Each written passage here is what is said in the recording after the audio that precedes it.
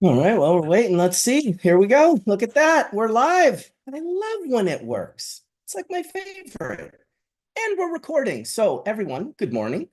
Welcome to Hash Church, Season 11, Episode 9, another solventless episode.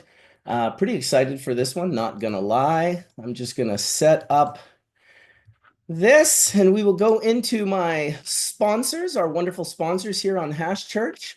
We're going to give a big shout out to Puffco for sponsoring Hash Church again. Puffco has clearly revolutionized cannabis culture, normalizing extracts with their incredible portable devices like the Puffco Preak, the Pivot, the Proxy.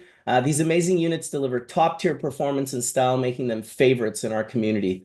Puffco's unwavering support for all things cannabis keep us lit and united. Check them out. Puffco's got your back. Next up, we have the Low Temp. All right. Definitely want to shout out Low Temp Industries. These guys have been making waves for the last 4 or 5 years. Low Temp Industries has built a reputation for crafting reliable USA-made solventless extraction equipment, trusted by the best hash makers worldwide. In 2024, they introduced the 30-gallon Mini Osprey, which is a compact hash washing system for those who need a solid alternative to hand washing or plastic washers without compromising small batch quality. Built with the same precision engineering as the full-size Osprey, the Mini delivers gentle yet powerful bottom agitation, ensuring consistent results. And that's why award-winning hash makers trust it, including Dammit Bobby, who should be on the panel today, who took first place in the full melt category at Legends of Hashish back in Portland, Oregon, with hash washed in a Mini Osprey. If you're looking to boost efficiency without sacrificing quality, the Mini Osprey is a worthwhile investment. So there we go. All right. Grandmaster LEDs. So I've been working with these guys for a while. Get ready to take your grow to the next level. Grandmaster LEDs is bringing the heat with cutting-edge lighting solutions designed for growers who demand the best. Whether you're battling pests or chasing perfect yields, we've got you covered with the latest and greatest innovations. The UVC Tarantula Predator, the ultimate PM IPM bug light. This bad boy harnesses the power of UVC technology to zap out mites, thrips, aphids, and more, keeping your garden pristine without chemicals or hassle. Pair it with Grandmaster LED's top-tier grow lights and under canopy lights, and you've got a setup that's unbeatable for potency, flavor, and peace of mind. Waterproof, daisy-chainable, and built to last, the Tarantula Predator is your new secret weapon. Tune in to Hash Church to hear the pros rave about Grandmaster LEDs, then grab yours at grandmasterleds.com. You can use the code HashChurch15 at checkout for an exclusive discount. Light up your grow the Grandmaster way, because your plants deserve the best. HashChurch15, that's the discount code. And certainly last, but certainly not least, I got to give a shout out to, let me see here, to me, to bubble bags. My goodness. Bubble bags stand out as the premier choice for water hash extraction, and it's no surprise why. We are the original innovators who set the standard for quality and performance. We crafted with durability in mind. These bags come with a lifetime warranty, ensuring you're covered for years of consistent use. The team behind Bubble Bags takes pride in their pioneering legacy. That's me, backing every product with unwavering confidence and a commitment to excellence, making them the trusted go-to for enthusiasts and professionals alike seeking top-tier hash extraction results. Don't believe the fake names. Those guys aren't us. We're not bubble bag dudes. We're not bubble hash bags. We are the bubble bags. And you can get a discount, HashChurch15 at bubblebag.com. Thank you, everyone, for bearing with me while I went through the sponsors. I'm going to let in our panel now. We have about 6 or 7 folks waiting in the panel. And we'll get going on another solventless episode. Listen, that last episode we did was very well received. People were pretty stoked on it. I'm guessing my headphones are not hooked up right now properly, so I'm going to do that because I cannot actually hear anything. Oh, there it is. There it is. I got it now. Beautiful. Sorry, guys. Welcome, everyone. Welcome to Hash Church. I see some familiars and some not so familiar, some people I haven't seen a lot. Dude, Dust, it's really nice to have you in Hash Church, bro. Hello, hello. How Yeah, are you? dude. Thank you for inviting me, man. Of course, man. Listen, I don't know how it's been this long to have you on, but we're excited to hear about what the strain hunters are doing, what the greenhouse crew is doing. You guys are consistently making, of course, you're in a giant, beautiful, epic grow. Are you in Thailand right now? Yeah. It's midnight in Thailand now. Just checking out the grow lights. The lights are coming on, so I was walking through. Beautiful.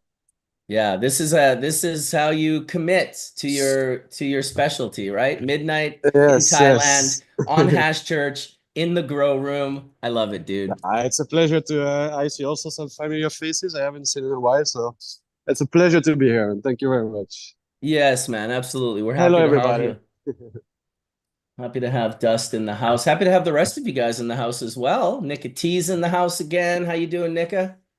I'm blessed, brother. Oh I can yeah. tell Okay, you my got a my. fresh cone. Yeah, man. That's what's up. Oh, damn it. Bobby's having problems. He's coming and he's going. He's coming and he's going. He's coming and he's going. We'll get him back. We'll get him back. Welcome back again, Caitlin. Highfidelity in the house. Hello. Representing for the female hash makers. That's right. Caitlin makes the bomb. The bomb. I know because I've smoked it many times. Thanks, Marcus. Always willing to go back for more. That's really kind of, when you get a lot of hash, you can always tell you don't need a contest to tell you what the best hash is. You just know, and this is something I do when I meet like a well-known hash maker and they pull all their jars out, and you guys can tell me if you're on this page as well. I always hit the one that has the least in it. Yes, definitely. Right? When the hash maker pulls out the 20 jars and they're mostly full, but then there's this one in the corner and it's got barely anything in it, I'm like, what's that? What's that one? You're going for the mass choice. That's it. That's it. So I left my Yeezy OG out on the deck last night and it greased up on me. So now it's not powder anymore, but my God, it smells like almost like a cheese. There's almost a funky cheese that's come out of this Yeezy OG. I'm not sure if any of you guys know Yeezy OG from that Lit company, I believe. Lit, Oh yeah. yeah. So pretty decent, pretty nice. Welcome, Collin, in the house. Vessel Life Sciences, New York. What's up, man? Thanks for having me as always.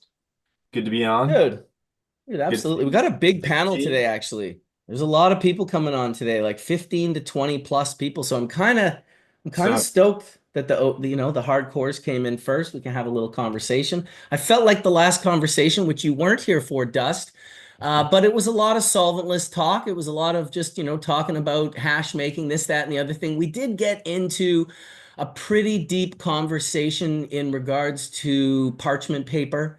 We've had this parchment paper discussion in the past where people are like, well, what if it's polluting or contaminating and no one's ever found anything and it's gone through these crazy tests? But our chemist, Dr. Mark, was like, well, unless you're looking for it, you're probably not going to find it. So we talked a little bit about Kelon and we talked about silicon and we talked about the potential for contamination out of parchment.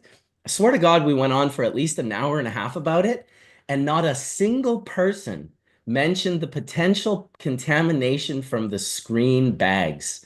And so if you understand the difference between the screen bags, you have polyethylene, which has a very, like a much lower temperature at which it off gases at. And then you have Nitex, which is almost twice. I believe it's over 400 degrees, like closer to 500 degrees, whereas the polyethylene is like 230 or 220. It can start even below that. It can start off gassing. So it's funny. Mark Chaldon just hit me up. He's like, "Oh, I'll be on there right away. Don't get into it too deep." This is definitely Mark's conversation. There are so many factors to look at, especially with now all those legal markets where the microbials have to be good and everything. It's getting very deep, Even the gloves themselves, like I think it was Hashtag, that did a very nice comparative thing with the microscope pictures and yeah, people don't really think about it, but there's so many contamination from everywhere, including that and that.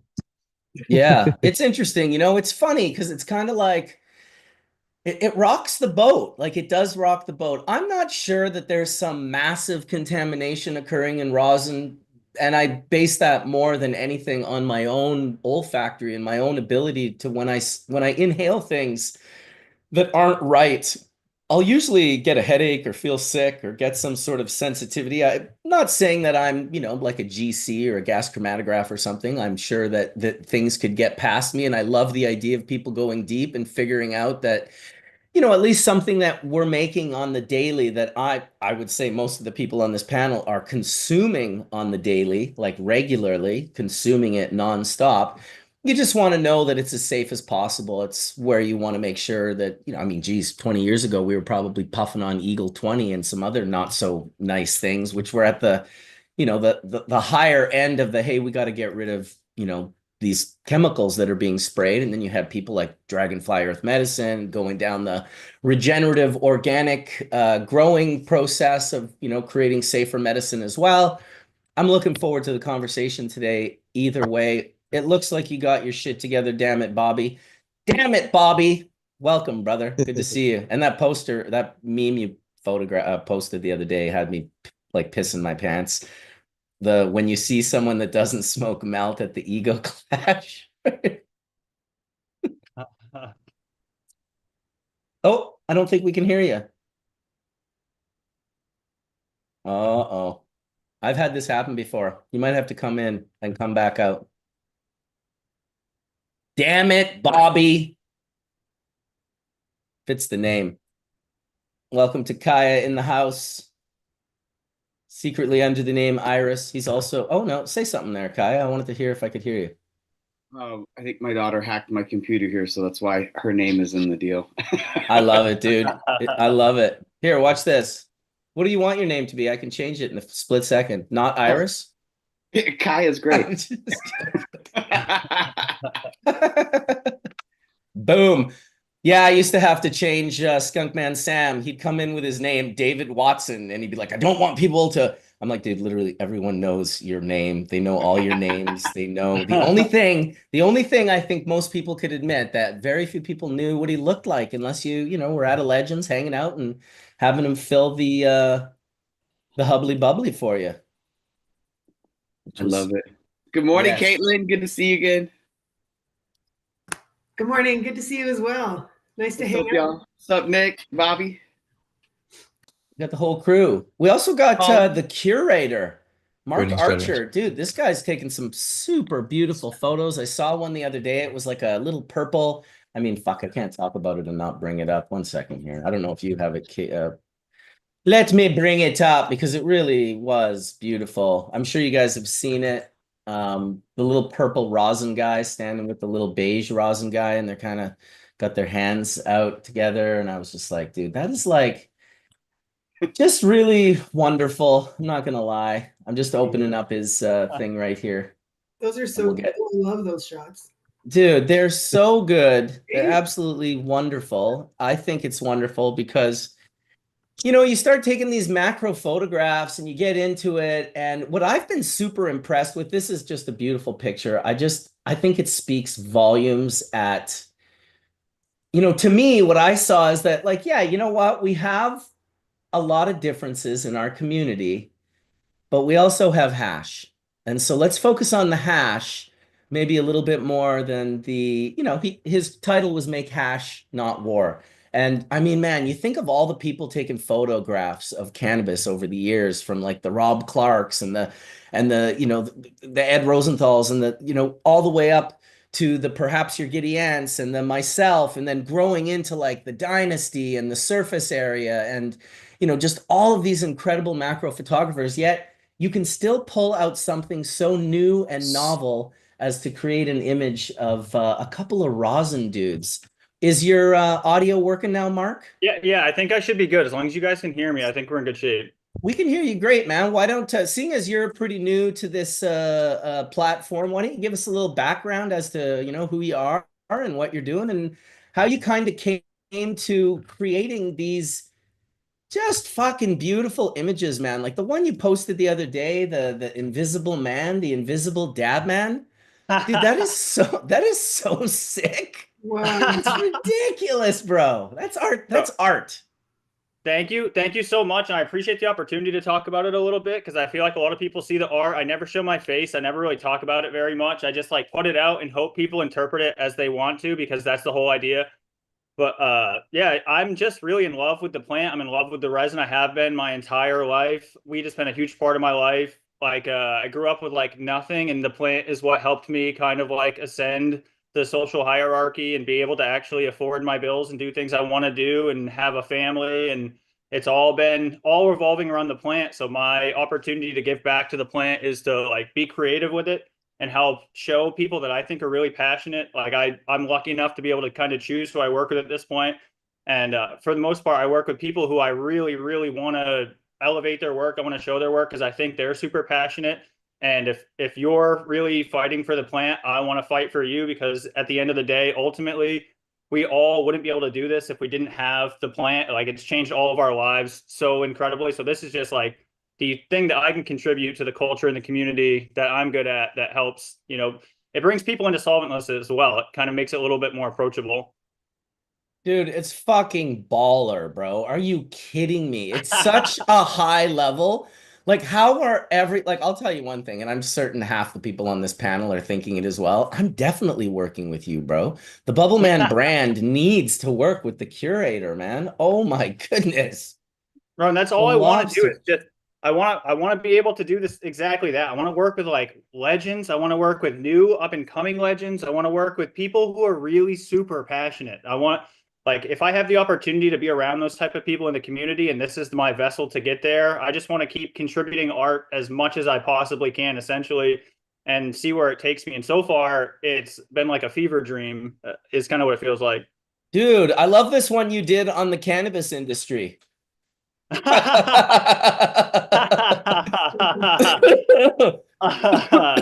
Oh my goodness. I had to say it, dude.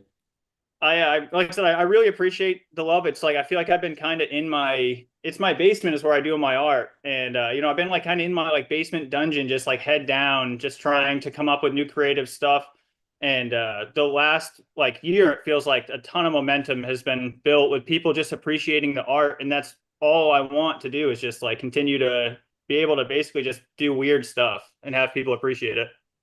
Dude, I greatly appreciate your weirdness, bro. This is it really hit me hard. Like I was just like, and I feel like I had seen a couple, but like you want to talk about like unique and novel and like awesome, like, dude, what the fuck, bro? This is so good. Sorry Dude, to and be I blowing made all this smoke up your ass, but the jet stream, I always try to make it actually stuff I'm doing. I try not to use anything from any other sources. So like that jet stream, I took a vape, like like a disposable rosin vape and blew through the bottom of it and took a picture of that, like a single frame, and then used that as that jet propulsion. It's like, and then obviously I composite stuff together, but it's all stuff I'm creating all the elements in my studio by hand. by far the best way I've seen to market and promote solventless extraction. Bubbleman brand definitely wants to work with you in the near future. I'll be hooking you up. I'm guessing probably with my team in Michigan first. Oh shit, really? Look at that. This is so cool, man. I'm just flipping through all your pictures here and it's incredible. Thank you. And I want to say hi to Kaya and Caitlin. I don't know if you guys remember, but I filmed Melting of the Heads in New York. So that was like before this stuff really built the momentum. I had a High Times cover, but I hadn't really been doing the like super creative stuff yet. So I had a pleasure working around you guys at that time as well. Awesome. Very awesome, man. Truly just impressive. And I'm glad to, it makes me want to smoke some hash actually. So I'm gonna dip into this Yeezy OG 90 micron. Well, it kind of looks like diamonds, but it's just melt. Boop. There we go. So I hope you guys are all gonna load something up. What do you got there, Nicky T? You got some dry sift there? Some powdered bubble? Nah, this is just some dulce, some rosin. It's just some full Just melt something I cigar just fucking whipped dulce. up. Just well, whip it up, dude. Is it in your joint? Um, no, some melt was in my joint, but I'm gonna dab some rosin with y'all. Some melt. I'm just gonna drop this in the old universal heater. Actually, you know what? I don't want to wait It for was that. dulce melt though. Was it? Oh, we got Wook sauce in the house? Oh, it must be Mark, we're Alice. hitting some of that Ghost Train haze. If you got some of that, Oh, dude, the Ghost Train haze. I'm a haven't big had it in a fan. minute. Dude, I'm a big fan. I'll never forget Scott showing up at my hotel room. It was a while ago, like maybe 2015 or 16. I was at the Krasnopolski in Amsterdam, and he had a big fat jar of the Ghost. And he was like, wow, you know, I just got here. I don't want to smoke it all. Like, we just gotta. It was a lot too. It was like 10 or 15 grams. And man, I'm telling you, he got there probably to my place around 7 or 8 o'clock. And we stayed up till 4 a.m. smoking on that shit. Easily polished off half of it. I remember finally at like 4 a.m. he's like, holy shit, I gotta get out of here, man. Like it was truly the experience. I mean, obviously we had just shown up, so we had that. It was easier to stay up. But I'll tell you, the Ghost Train haze is not the one to be puffing at like 1 in the morning if you want to go to bed at any point in time. That is truly stay awake medicine. Hey, how you doing, Alice? Hi, friends. I apologize for my delay. It's Wook Sauce Alice. Yeah. What's up, everyone? It's a little Brazilian delay. It's okay. 20 minutes. We're good. We're good. Good morning, Oh, nice, friends. nice. It's Solventless Sunday. You're in Brazil.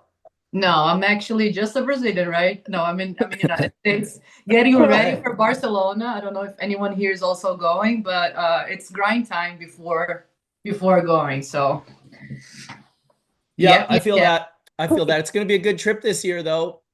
Lots going on. I'm anxious to see all the friends and to do the celebration that it's all about, like culture and love. Like I was even talking to Flynn about it. This is like my 9th year in Barcelona, y'all. Dust, you have to 9th year you see me over there, right? Yeah. But it's such a nice meeting, you know, everybody's coming together. You always see the faces you see only a few times per year, and it's so nice. This year will be my 21st. Damn, look at that. Yeah, 2004 was my first La Fiera High Life. I think it was La Fiera for some years, and then Spanibus took it over. But yeah, we've been doing this for a while. Holy smokes, decades. Yeah, and the scene evolved a lot in Barcelona. What's that? We have the scene evolved so much in Barcelona, you know, so much creativity, and some of the best hash makers also are over there, you know, like really dedicated people, passionate people. So it's really nice. I love it. I absolutely love it. I'm sure Nicotine could say the same thing. Like the reception in Barcelona from the hash makers, the love that those guys and girls have of hash making and their soil and their growing and just paying massive amounts of attention. Every year I go there, there's people that just come out of the woodwork from the north, from the south, from the east, from all over the country to just bring fatty jars of beautiful resin. And it's been, I remember Soma and we used to have to bring our resin there, you know, and it wasn't till around between 2012 and 2014 that both of us, I remember it was absolutely the most ridiculous scene ever because there was a documentary that we were filming. And then Soma had a documentary that he was filming. And when we went to knock on his hotel room with all the documentary people behind us, he opened the door and he had all documentary people behind him. And so they were all kind of like, oh shit, we don't really want cameras on. And so there was this whole bizarre maneuver. Anyway, while they were figuring that out, Soma and I were like talking about how it was one of the first years we didn't have to bring our own hash to Barcelona, which, you know, when things are highly illegal and borders and this, that, and the other thing, I can't tell you how wonderful it is to roll up into Barcelona and know without a shadow of a doubt that I don't need to bring anything, that it's full. There's so many amazing hash makers. You are truly correct in the sense that the scene has evolved. I mean, really, it might have evolved to the center of the cannabis universe at this point in time. I don't think We need to bring on California's some of those holding Italian hash makers from Barcelona. We need to bring Yeah, some of them on the hash church. everybody, you know, La Sagrada and Slide and all those guys, you know, it's only like people that do it for the love of the culture. So. Something about the Italians and how specific they are, and just, you know, Yep. Something It's about the their food, culture y'all. and hash making I love. It's the They're a food, y'all. I culture. They're a think culture that like really respects terpenes and flavor in the first place. Like food is so important. It only makes sense that it would like translate directly to the resin. Ooh. Some of my favorite hash makers are those Italian boys in Barcelona. I love it. I'll say this. One of Yeah. my favorite Yeah. hash makers is Heavy Resin. Like she's one of the most Heavy badass resin and female. dark hazed, yeah, Yeah, for but real. Dark haze and haze and her. heavy resin. They do one of the cleanest and most tasty hash I've ever seen. I'll never They're- forget their peach. I don't know if it's not peach rings, whatever that is. Peach and lemons. Peach. It's one of the best hash I've tried like till the day. Yep, and they're lime. lemons, limes, Saying a lot. Peach limes. and limes. Peach and lemons. I They're forgot. limes. Oh, no, They're it's limes. Yeah. Yeah. Love that limes. It was like a lemon yeah. bean pheno he hunted.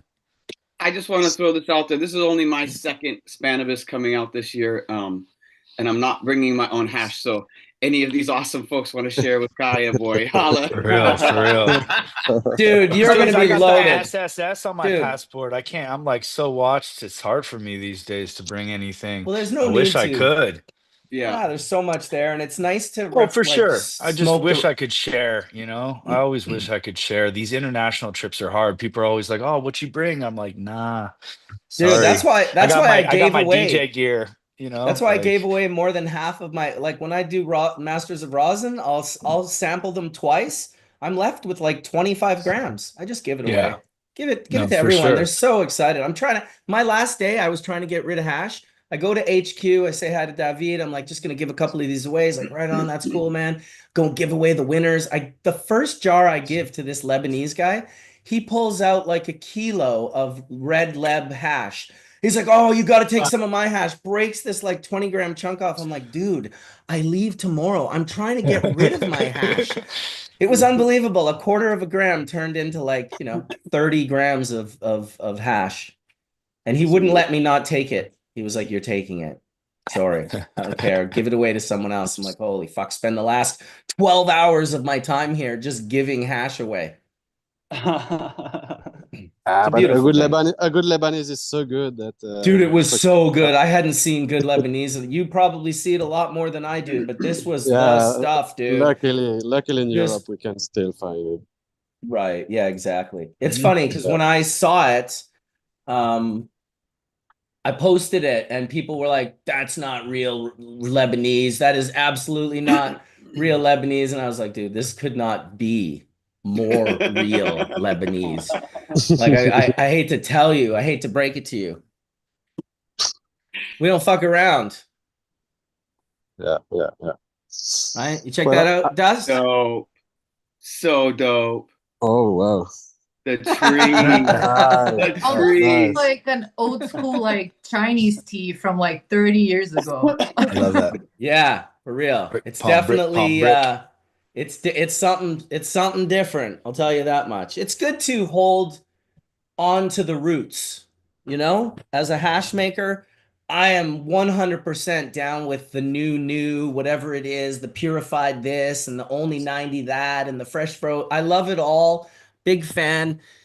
But I always want to make sure that I hold my tether to the history, to all of that knowledge and information that Skunkman Sam really brought into my world, because I didn't go to Afghanistan in 1970 and smoke hubbly bubblies and collect those seeds. Can you imagine he brought all of those seeds back to Amsterdam and one of the Afghans cracked, and it is literally the Afghan in everything in Amsterdam. Wild, man. History. You spending any time in Amsterdam lately, Dust? Not so much. The weather is too No. cold and humid. Yeah, I feel that. It was one of the things back in the day when Amsterdam was kind of the center of the cannabis universe, and we all really just had to go there to gather. And of course, we do it in November, towards the end of November, when the real brittle, cold, brutal weather would move in. Great for hash making, not so much great for sauntering around a city stoned out of your gourd, trying to find a restaurant that fits more than 4 people. Classic. Got 19 people. We should all go eat. City and the culture, they still have the cannabis so integrated in their life that it doesn't matter where I go. When you go to Amsterdam, it's still Amsterdam. it has that the smell in the streets, the people sitting on the terrace and smoking in front of everybody's face. There's not many places, even in the legal countries, where this is happening like it's happening in Amsterdam. So it's always nice. No, too bad the weather is so shit there. Yeah, that's true. We have the signs at our airport where you can smoke out in front of the airport, but it has to be like in this particular area, and it is literally right where everyone drops off to go into the airport. That's where it is. Originally, when it first happened, they put us way down in between the international and the domestic, and it was far. But now you can basically get out of your car and just light up a gagger and smoke that whole thing down and just walk into the airport reeking like weed and literally not have any problems. I'll tell you, the legalization or decriminalization or wherever medical, any of those that snuck their foot in the door, it eliminates them being able to use smell to get you. And without smell, I mean, smell was kind of, how we ratted on ourselves, right? You either had someone who told on you, or your loud ass dank weed would do it for the rat. They would tell on you, get you kicked out of hotels, get you, my buddy was driving his bike in Vancouver with a half a pound of Rene in his backpack. And they smelt it and like went around the block and cut him off and busted him. And now after that, we called the Rene hot to get you busted. And to this day, I don't know enough about it still to this day. It would be great if Mark was in here, Dr. Mark. But the aromatic volatiles, I suspect in the Rene, they are not terpenes. That I really suspect they're thiols and thiolates. They're so dank. They're just so they transfer through water like without any dissipation at all. You wash them and they smell as strong, if not stronger, like a little small piece of Rene hash. It could smell like a half a pound of the flower. And so that's you also have that with the UK cheese. No, did you find when the real UK cheese, it was so pungent, it would go through anything. Yeah, even exactly. sometime if it had been vacuumed, just if you had touched the bag with something, it would still smell outside. It's the sulfur compounds that extend thiols. Like that. Yeah. Yep, exactly. So we have a good conversation coming up here on Hash Church. I've been working on this with the whole team at Abstract, Marshall, the PhD Marshall League from Vuka Farms, Nick Ziegler, who did all the extractions for Yakima Chief hops and discovered 1,400 thiols, sulfur compounds in hops, as well as Jeremy Plum and Ryan Lee and Dr. Mark. It's going to be a heavy-duty aromatic panel of going really deep and trying to understand. I really feel when it comes to the aromas of cannabis, that we're kind of just leaving kindergarten, getting into grade 1. That's my personal understanding of it. I mean, a lot of us still call everything terps, and that's just where we're at this point in time. But I look forward to the day where we can perceive on that smaller, insanely tiny. I think it's human nature to think, oh, if there's this many aromatic volatile compounds that are terpenes, and that's like makes up 6%, well, then that's the highest percentage of aromatic volatile compounds. So it must be responsible for the majority of the flavor and aroma. And I don't think that's how it works at all, personally. I think that terpene profile and terpenoid profile is like an upside down pyramid that sits on little grains of sand of thiols and thiolates and esters and probably compounds that I don't even know the names of. But those really fine, small, the ones that are dank, like the cheese, like that skunk #1, I'm sure that Rene was a skunk #1 cut. I would bet my life on it. It was very much in between the skunk and the cheese. The only thing that was unique about it that I really loved is when you exhaled it, it smelled like a bowl of fruit, very much like Dave's skunk, but rank. And when you exhaled it, it just smelled like pure haze in the air. And that's what he told us it was that he had crossed skunk with haze and got this very unique combination. I don't know if any of you guys ever saw Rene. I certainly helped popularize it back in the late 90s. I think it's why bubble bags took off the way it did, because I lucked out and met this gentleman who, you know, I probably told the story of my friend Mohammed. I can use his name because there's like a couple million of them. So Mohammed, he was an Indian fellow, but raised in Fiji, but really Indian descent if you followed his bloodline back. And he was a landlord here in Vancouver. And he would, you know, one day he goes and he finds his Vietnamese tenant is growing indoors in his facility, and he doesn't even know what it is. He's completely confused as to why this guy has lights. He's like asking him what's going on, and the guy's like, please don't, you know, don't tell on me, like don't get me arrested, please. This was early 90s, so it was pretty illegal. And he was like, well, what are you doing? He's like, oh, and I grow these plants, and I'm making like, you know, $4,000 a month. And that stuck with my buddy. Not that he was making 4,000 a month, but that my buddy who owned the house wasn't making $4,000 a month. He was only making like 1,500. And that just like drove him insane. His business mind. So he's like, I'm not going to tell on you, but I'm going to evict you. And he photographed all of this guy's equipment. He evicted him. He took all of his equipment, and then he went and bought this equipment. And his first grow, and I don't know how he lucked out on this, but he ended up with this cut, the Rene. And he grew his first grow, and it was like 10 pounds or whatever. And I don't think I came into meeting him until the second or third grow. But by the third grow, this guy was harvesting like 80 pounds at a time. He had like, you know, done 3 houses up or 4 houses. And then he started building and growing. And by the end of it, he was harvesting like over 100 to 150 pounds like every month. And he would just give me the trim because he had, first of all, in the early 90s, mid 90s, people didn't do anything with their trim.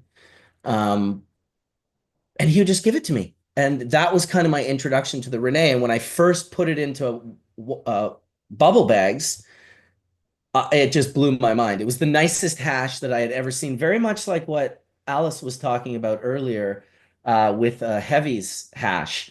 It was just it was super potent, super flavorful, didn't smell or taste how it smelt in the air afterwards, but both were super high caliber flavor profiles. It was special. I would, you know, tell anyone if you ever have access to being able to smoke some of it, definitely don't pass it up. We all have our favorites, obviously, but for me, I like those ones that are just so rank. And I've told this story as well. I was smelling Rene after I didn't have any for a very long time, walking from my kitchen to my office. And it was just a door frame. The kitchen was right here, and the office was literally right on the other side, just like 6 feet. And there was a bookshelf on the right. And every time I'd walk through the kitchen, I'd catch this whiff of Rene. And it was like as strong every day. It was so strong. I was like, I finally like got down on my hands and knees, and I was like under my desk, and I was doing the tape thing with the masking tape where you stick it on the carpet and like pull it up just to see if you can see any pieces. Super ghetto crack action, Kai. I see you laughing at me.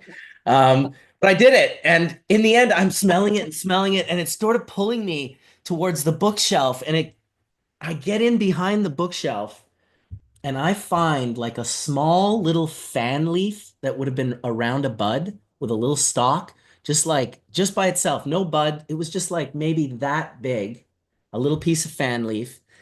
And I was like, this can't be it. Because up close, it didn't smell like that. And if you understand how these sulfur compounds work, you can't smell them when they're closer. They blow you out. But when they're further, and that's why the sensory science of smelling these things is never to put them right under your nose.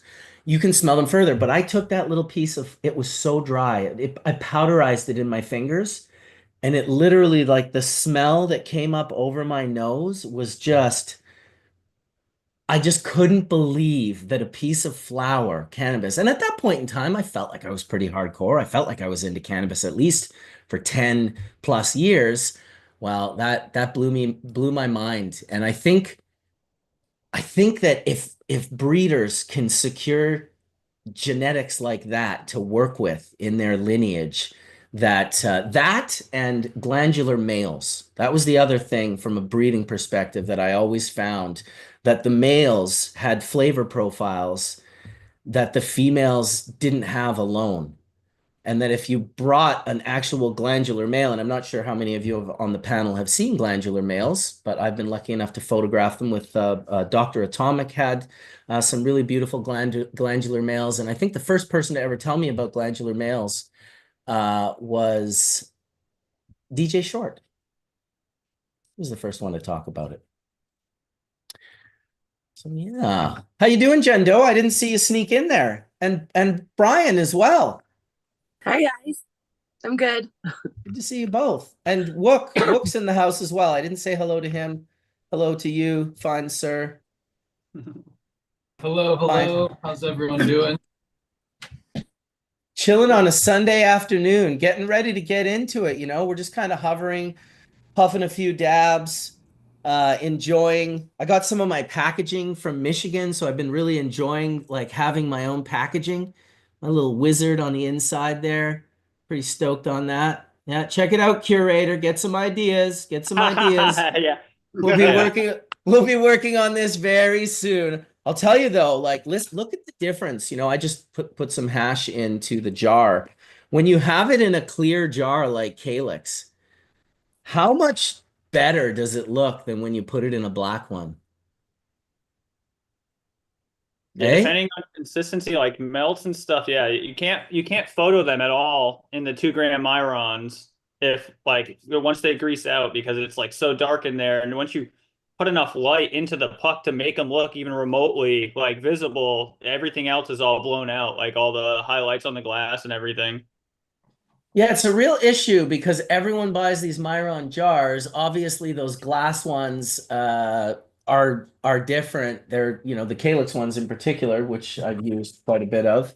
They're more expensive, and it does seem like, you know, your market for melts is a tight margin. You want to make sure that it gets out to the world and that people purchase it and use it. It's not a lot of people have a cold supply chain, so it's a little scary supplying beautiful material that is very much like, I don't understand why why we're like, it's just too expensive. How can we afford to cold supply chain your resin? And I'm like, I don't know. How did the spinach people do it? Because spinach is cheap, but they I think managed to melt should keep be that direct to shit. consumer. Yeah, man. That no way you don't have to doubt. rely on these retails to, you know, keep that cold storage chain, you know, direct to consumers. I feel like the only way we can put out melt and actually have it represent what we want it to represent. But And all either high direct quality to consumer solventless. or actually in the traditional market, working directly with brokers that have logistics of ice cream, like you're delivering ice cream. But it's That's not what I was just everyone. gonna say too. Yeah, it's not everyone that takes care of it like how it should. But Marcus, to one thing that you were talking about, the Calyx containers, I actually even wanted to like ask y'all, do you all like that? Do you all like those jars? I mean, I like them for quite a while from like a different perspective than just, first of all, when I put hash into a jar, how long do you think it lasts? Not long enough, let me tell you. So do I like it as a long-term storage, keep the terpenes secure? Maybe less than some other jars. What I liked about Calyx, and then they sent me the black ones, which I was like, oh, that's what I don't like about all the other jars. I'm a photographer, so I love to be able to see the hash when I stick my lens over the jar. Now, from the perspective of, well, there's different reasons, right? There's the photographer reason. There's the supply chain, like, oh, we need that jar to stay fresh for as long as possible.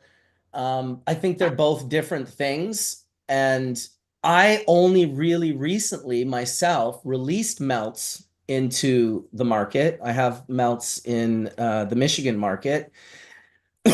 And when I make a deal in a state, I generally let my partners maintain some of the decision making when it comes to what kind of jars are most receptive in their marketplace, what kind of jars are going to preserve the flower or the hash the best. So I wouldn't say I like them on all points, but I definitely like them from the perspective of photography. Like shooting, I like the square. It's different than round. The square pulls the eye differently in photography than a circle. And it's kind of, I like these ones as well, even though, you know, these are certainly not for photography. I think these are great jars. They're nice and big and open and let me see the hash and get right into the hash. And, you know, it doesn't hide the fact that this hash is spectacular. You looked at that and you were like, yep, that's the stuff. Whereas when I showed that black Myron jar, you know, up to the camera, it just almost looks like it's the only the jar on the inside. What are your thoughts on that jar, Alice? I want to share, like, I didn't do anything like the hashtag people that they did a massive experiment on it, but I saw. if y'all know, I like to travel with the terps. And then when I travel with different jars, at least on a rosin, I had the same rosin being put in a mirror jar. And this jar here, sorry, whoops, where's my camera? And this jar here, and also in the calyx one, my rosin dried so much in the calyx one. When you have a head stash, right? You have like 5 or 6 jars with you, and you are like, I don't know, going around with it for like a couple of weeks. You're in Brazil, it's changing the temperatures. For me, the calyx one did not work for like longer term storage. Like the rosin really got very dry. So to be honest, like at least to like keep it fresh, I love the Miron jars, undeniably. But all the melt that we package in these jars.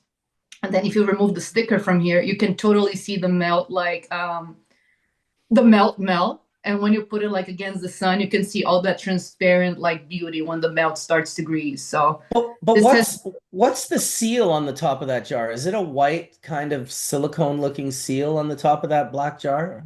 Clear jar? So, like if you open the lid and there's look just on the a inside. line. I can't open it yet because it's just being taken out of the freezer, so I cannot. Oh, I see. In a few minutes, I can show it to you. But Yeah, I there's probably just like have a one. there's just a little seal, but the rest is all metal. See, and that's what we're kind of talking about earlier. I would just want to know exactly what that is, and I would want to know how the off-gassing of volatile aromatic compounds can affect it.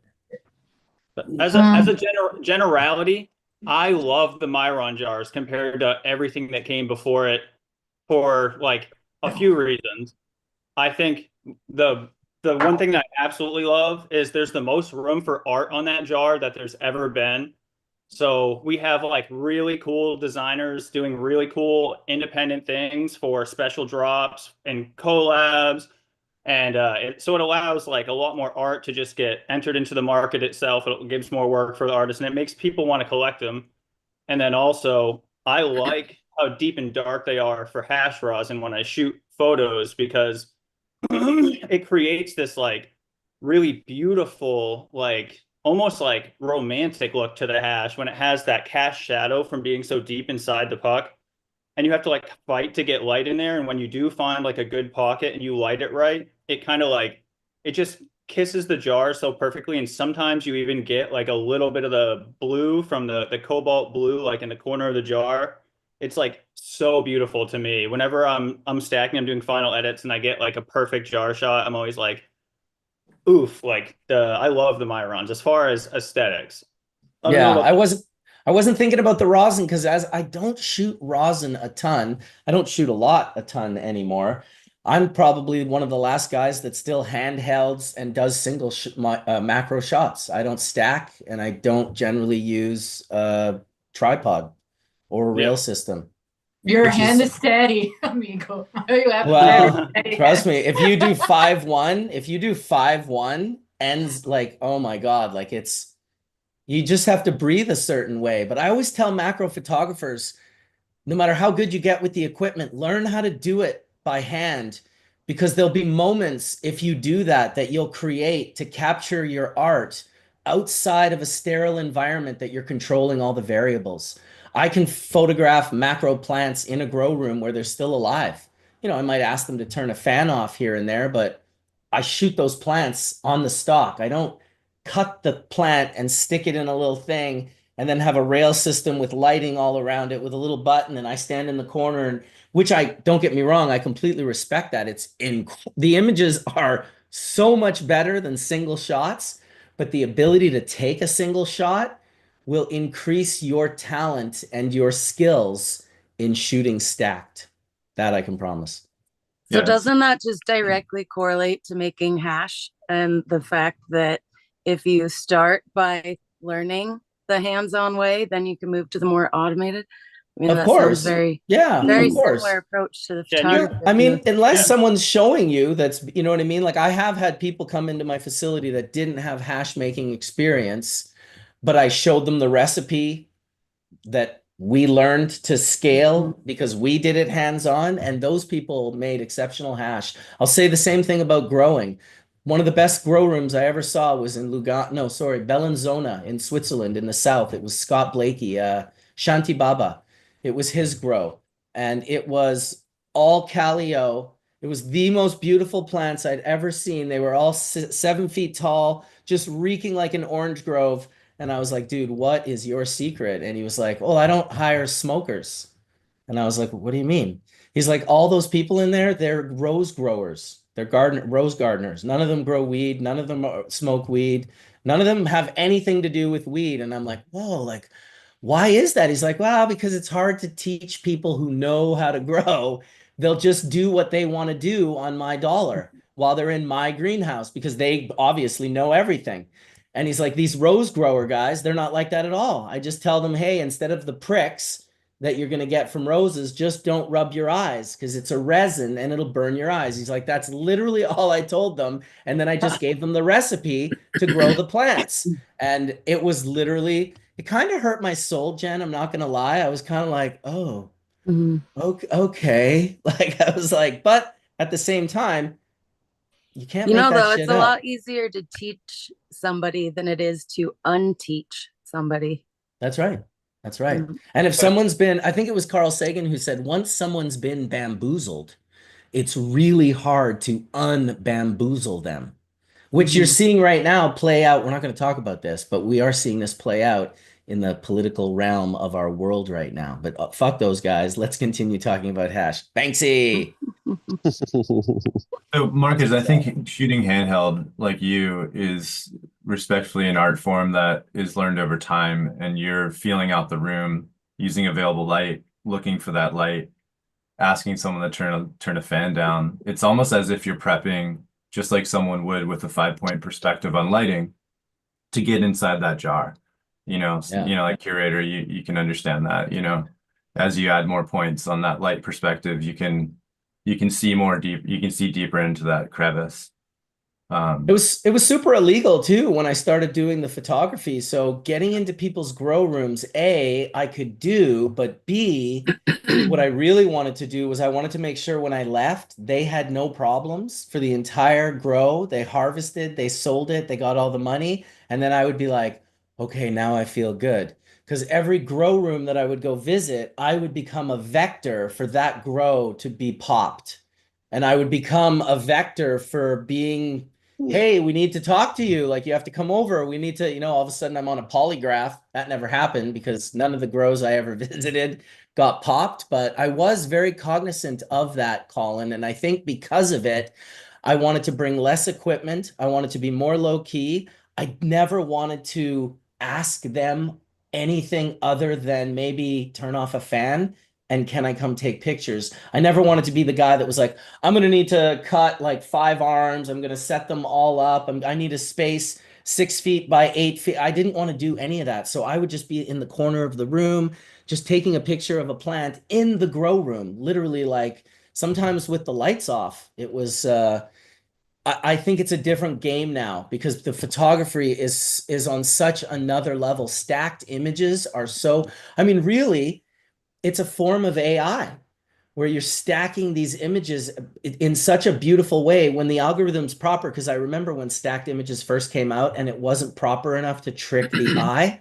It couldn't trick the eye. You could see these lines through it. Now it's flawless. It looks perfect. And I love it. Yeah, I mean, the techniques I think have been adapted from, fashion and jewelry photography, and I learned a lot of that stuff like image stacking in the darkroom. Like I was holding up images that I shot when I was a teenager of plants that I've grown. I was going through 35mm images in large format the other day, and I was realizing like I have thousands and thousands of images, and some of these are double stacked. and I did that with an enlarger at the time. And I think that concept is really, to your point, Marcus, kind of gotten to a hyper real point of view. I know I've used it as a hyper real tool because when you stack like, a bunch of literally 4K images and above on top of themselves, you get literally hyper realism. Awesome. Yeah, More than a absolutely. two-point perspective, you can take two cameras and then you can actually have some movement. So it's, there's a lot you can do there. It's kind of awesome. I just want to say I did start just like you. I years ago I was so nervous to go into people's gardens for a lot of reasons. I didn't want to ever disturb what was going on there, and or like you said, put them in jeopardy legally from me being there with a camera and like showing people what's going on inside essentially. And then otherwise, cross contamination, I was going to sometimes like 3, 4, 5 gardens in a week because I live in Maine, and we have such a huge caregiver market, and it's also like I'm in southern Maine, so it's really clustered here especially. So I'd always have to be very conscious of like, not wearing even the same shoes, not wearing the same clothes, going into places, making sure I'm suiting up, making sure I'm washing everything in between going, even my jackets, even paying attention to like what I'm bringing in my vehicle, what vehicle I'm driving in, like trying to be hyper aware, but always nervous that someday I might get a call that like, I track one thing from one place to another, but that never happened either, luckily. Yeah, that's a big one. Powdery mildew vector. Oh, I'm now a powdery mildew vector for all the grows that I'm getting invited to. That's no joke. The washing of the camera equipment is serious business. You gotta kill all that. Those are invisible spores that can't be perceived by human senses without some sort of prosthetic. I showed a photograph of some powdery mildew last week, and it just makes my skin crawl every time I share this picture. But if we talk about powdery mildew, I usually have to bring it up. And so there it is, the horrible little like ant body fungus spores, like just nightmares growing all over your plants. And I'll never forget seeing people thinking that the powdery mildew was like, those are the crystals on my plant. Like 30 years ago, I was just like, dude, those are not the crystals on your plant. In fact, that is the fungus. Sorry, When go I ahead. first got here, Marcus, and I was like literally trimming my first pounds of weed, I remember that someone taught me like, "Hey, put the flash from your phone. If it shines bright, are trichomes. If it's opaque, it's powdery mildew." So I learned that like That's a good tip. Yeah, That's a good tip. They were like, "Yeah, you have got to know how to choose the pack, so just use the flashlight, you know." Yeah, it's never a good Cheers. surprise when someone's like, look at how resinous this is. And it's like, oh, I'm so sorry to have to be the one to tell you this.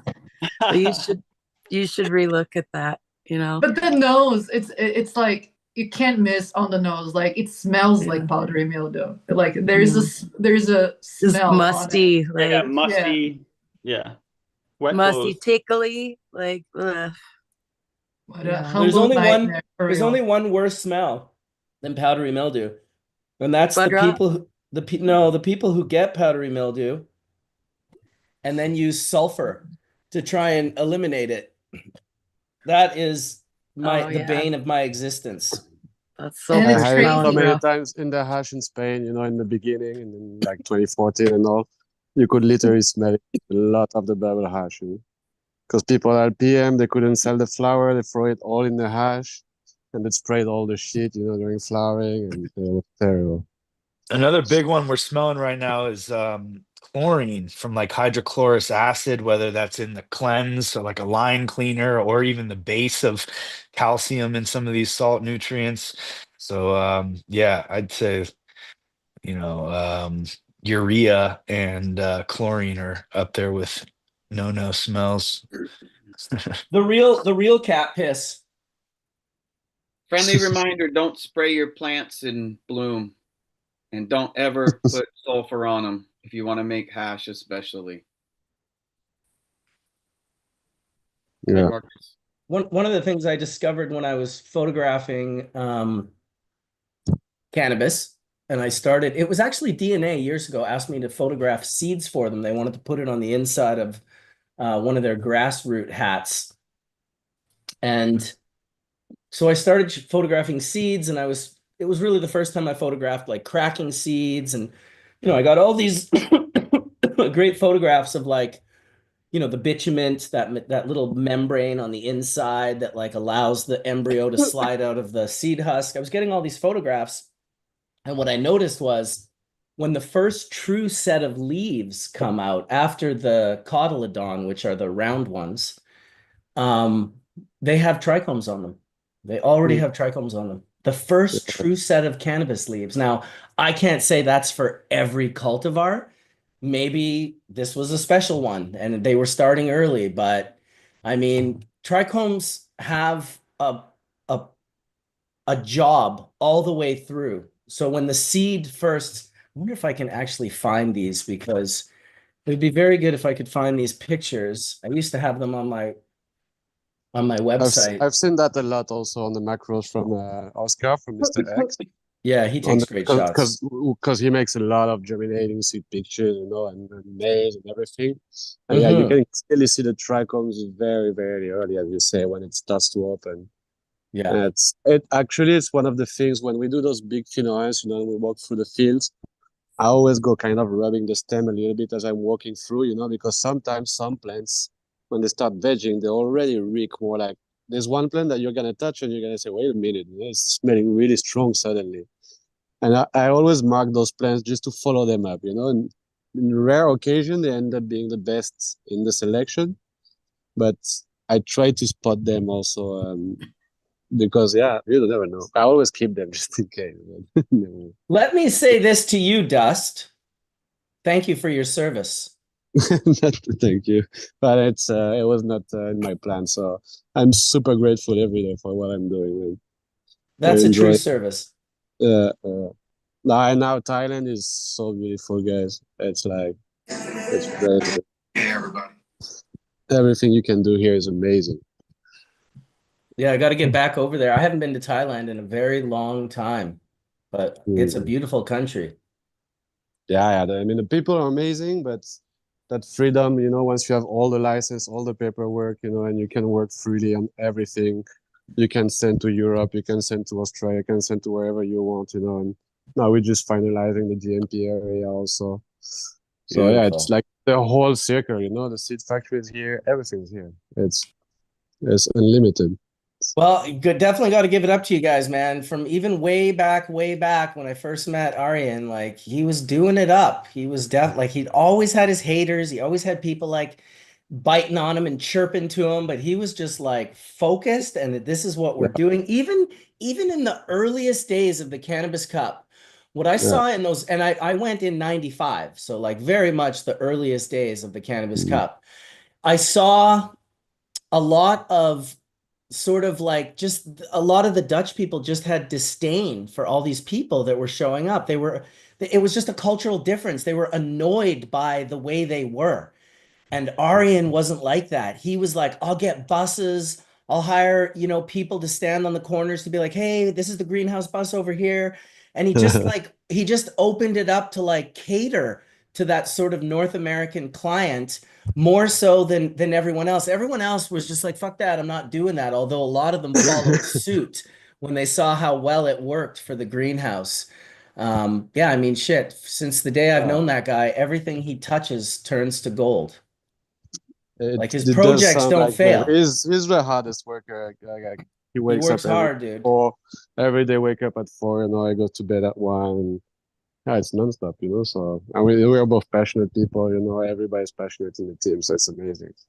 Yeah, for sure. Unlimited, and R.I.P. to Franco. R.I.P. to Franco. Yeah. He was one of the big part of the spirit, of the team.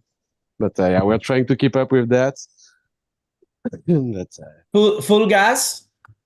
Yeah, man, full gas here. The bubble hash from the full gas is amazing.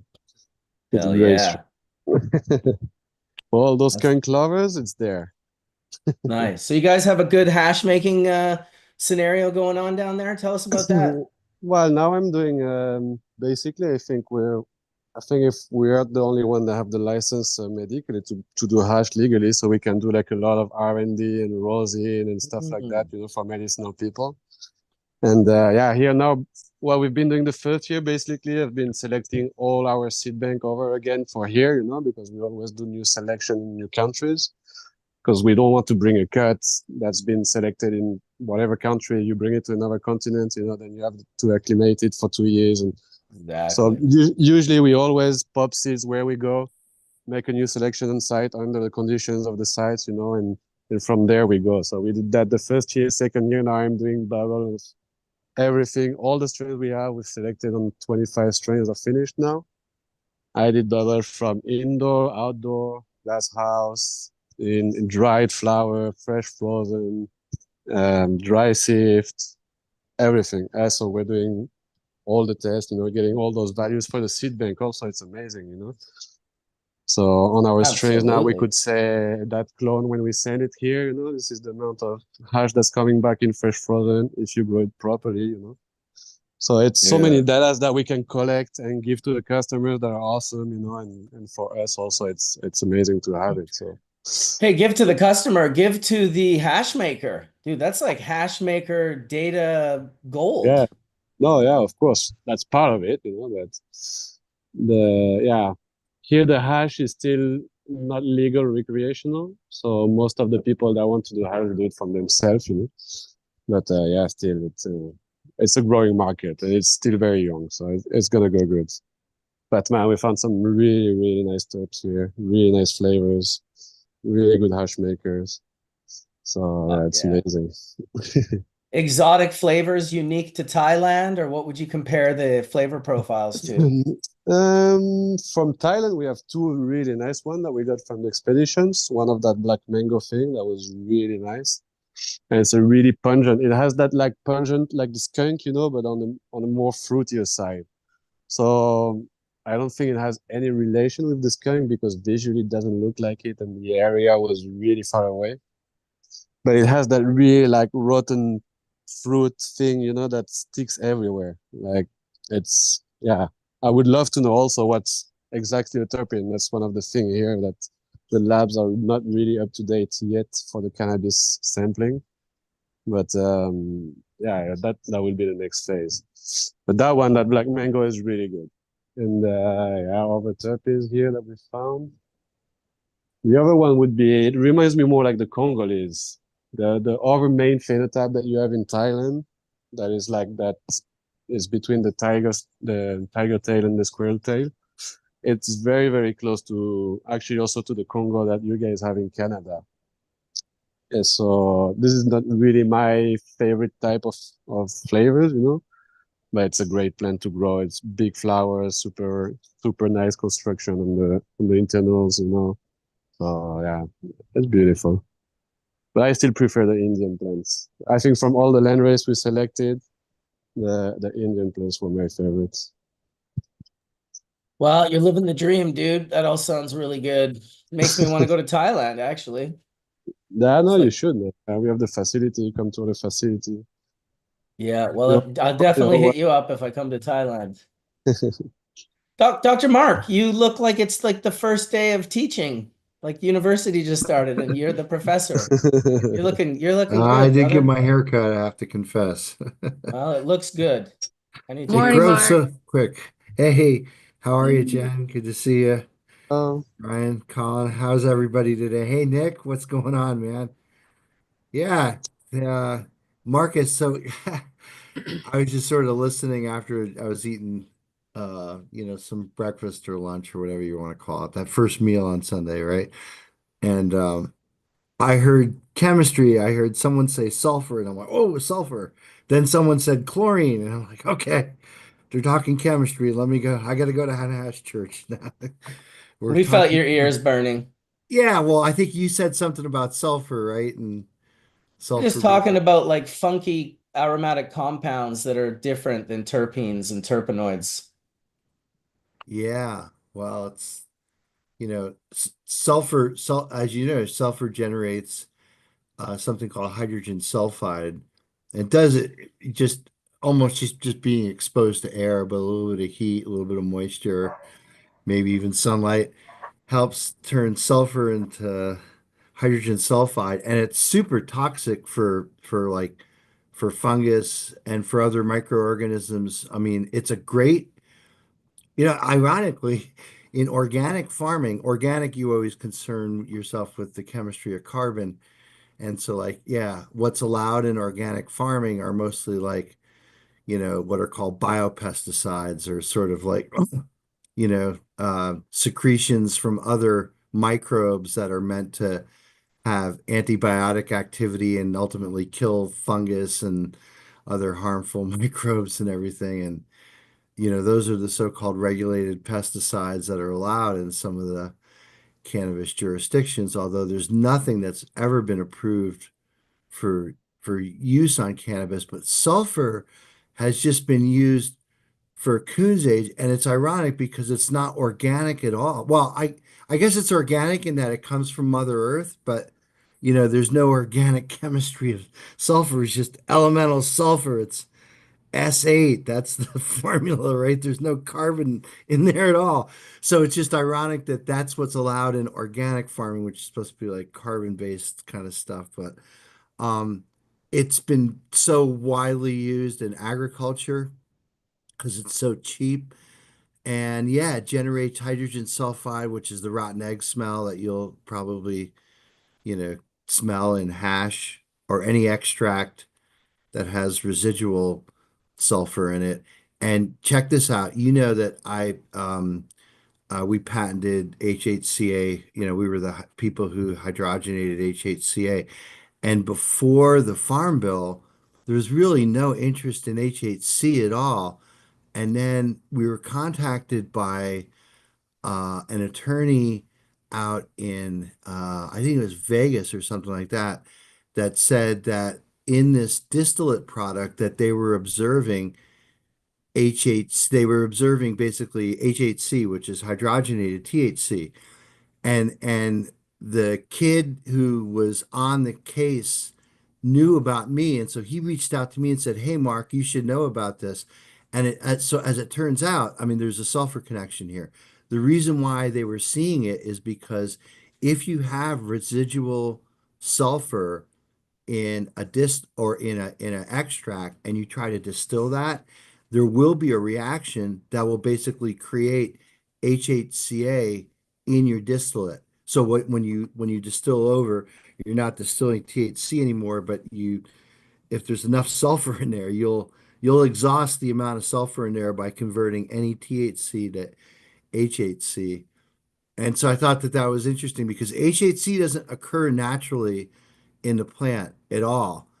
And when we saw this, I suspected that it was sulfur contamination. And sure enough, if you have sulfur in a just an extract and you go to distill that, you could convert some of the stuff to HHC. It's interesting too. You'll see there's a product that's on the market right now that's 2 HHC to 1 CBN.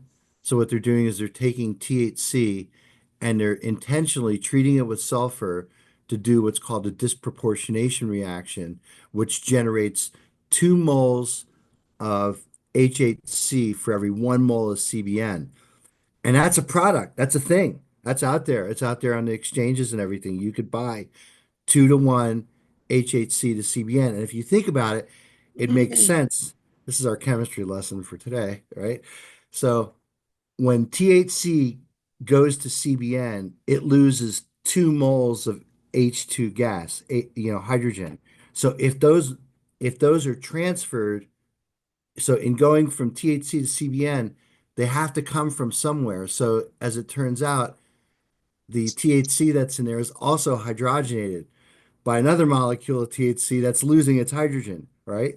So one molecule is a hydrogen acceptor and one molecule is hydrogen donor. And in the way to CBN, you lose 2 moles of hydrogen. So it basically sacrifices 2 moles of your THC and converts it to HHC. So that's a product out there right now.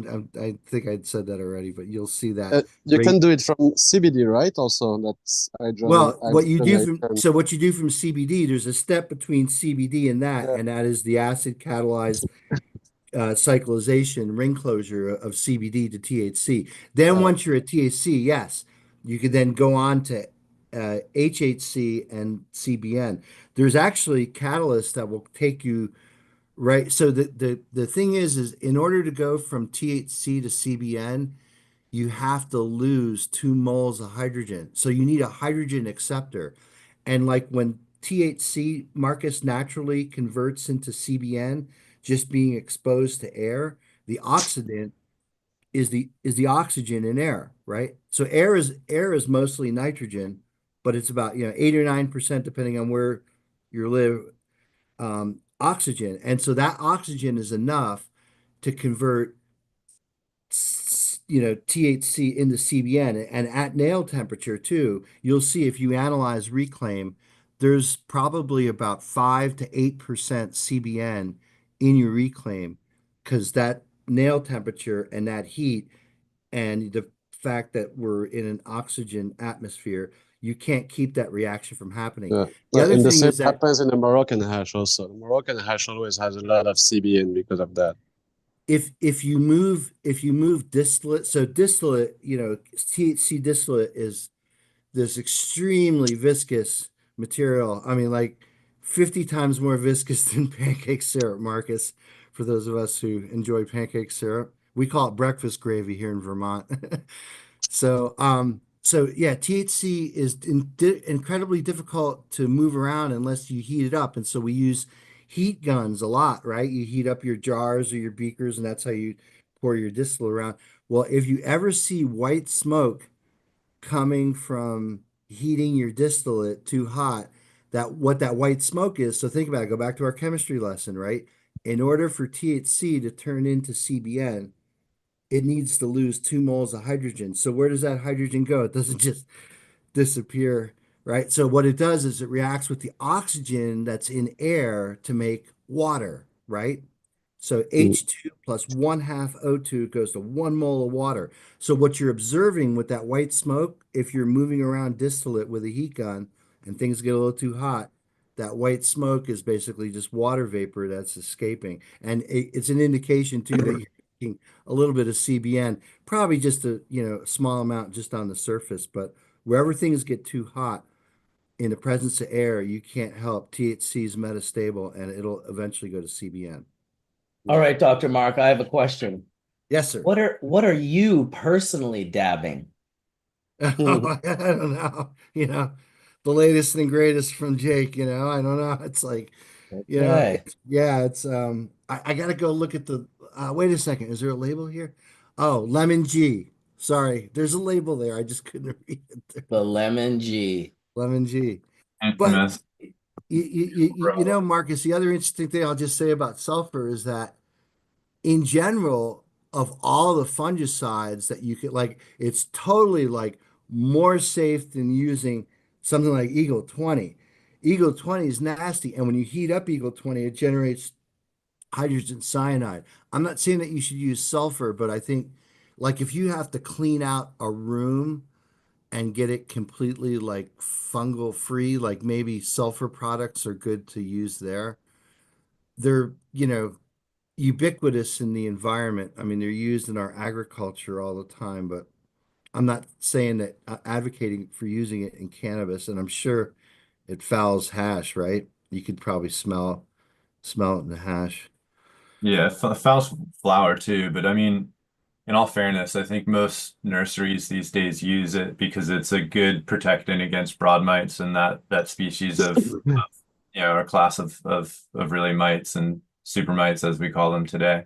Well, and you got to wonder, like, even in the fragrance biome of skunky varieties, are those sulfur compounds there for a little bit more? I mean, again, it's like, I guess they're antennas that are directed out into the universe to attract pollinators or whatever like that. But, at the end of the day, those sulfur compounds, which are super effective, even at the gassy levels that they occur in cannabis, could they actually protect the plant from fungal invasion. That's interesting. Well, you can see that when you put many phenols in the same environment, especially in like if you're growing Congo or in tropical environments, the cheese is always more resistant than the rest. The cheese berry was always more resistant than the rest. You could have like a plague of fucking PM or botrytis and things, and most of the skunk crosses that were in a grow in harsh condition would resist much better. But most likely those plants already had sulfur compounds or whatever is going to create a better resistance to those diseases, no? But that's always kind of been part of the selection in humanity, no? Also the strongest Also the structure. survive. I think the structure of that cheese for some reason is kind of resistant. I'm growing some UK cheese right now. Yeah, for the molds and stuff like that. But the Yeah, insect yeah. also is always different. Yeah, I got a clone of the UK cheese that came to us that we sequestered and quarantined, and then we got it tested, and it came super hot for hot plate and viride, and we did all these studies on it. And Kevin McKernan at Medicinal Genomics was really, thanks to Medicinal Genomics for allowing us just free reign with their equipment. We spent, I think, 8 months, 12 months just studying this one plant and then going through cycles and flowering it. And then we found when I put it outside in September through October, it got completely purple. And all these anthocyanins it came through. And then I gave the plant to Kevin, and he tested that plant, and it was completely free of hot blade and viride. And it was really interesting. So he took that, and he's been recreating this with other plants in his Jamaican lion, and he's been finding success with this. But my point of saying this is that that plant in particular, what I learned from it is that it's really resistant to mold, PM. You don't see any PM on it, and it's extremely fragrant through like someone said earlier, through the bag. It's almost like a sour diesel where it just wants to kind of just permeate through everything. But it's a really easy plant to grow, and I think it's one of those ones I think isn't probably in a lot of modern contemporary work. So, but it was always terrible for hash making because the resin was so oily and sticky. Yeah. Trichome is so fragile. At the moment you put it, because in the time you didn't have the cold rooms and everything, no. But yeah. I remember it used to clog my bubble bag. Like if I make bubble hash from exotic cheese, it would clog my bag sometimes. And you had to have the perfect setting for the exotic cheese, otherwise you were fucked. While the other ones were doing exactly what they had to do. So, great plant. But I still love it. It's still in my top 5, whatever happens. So. Yeah. Yeah, the folks at Abstracts, I'm sure we're going to talk about this when we have that episode we keep talking about, Marcus, basically discovered that there's dodecanoic acid, which is a C12 mono acid that's super greasy and super long, right? Just a long hydrocarbon. That's the principal component for cheese, the smell cheese, I guess. I don't know if they've also identified that in actually cheese itself or things that smell like cheese. Maybe it's just some like, they did. I think that's how anomaly in our olfactory spectroscopy that these things both smell the same, but you'd like to think that maybe it's the same molecule. But there's definitely a lot of different components that actually make up the high notes of any fragrance that you're smelling. But it would be totally interesting if that were actually the same compounds that were actually in cheese itself. Yeah. The one thing I wanted to touch on before we got too far away is like Dustin, when you're collecting data, the one thing I'd recommend is try to get CFU data. Like what viral loads are those plants collecting in terms of we started this like 3-4 weeks ago because it's pretty hard to source labs here that can do it. Yeah. So we did a test with 2-3 labs. So that's why we sent 4 rosin samples, bubble hash samples. So we have to anyway, because if we want to export the hash, we have to. Yeah, we're finding really strong evidence that every genetic makeup carries an ability to carry less or more, and it's just finding those within a population. That's funny you say that. We had exactly that comment with a friend like 3 days ago.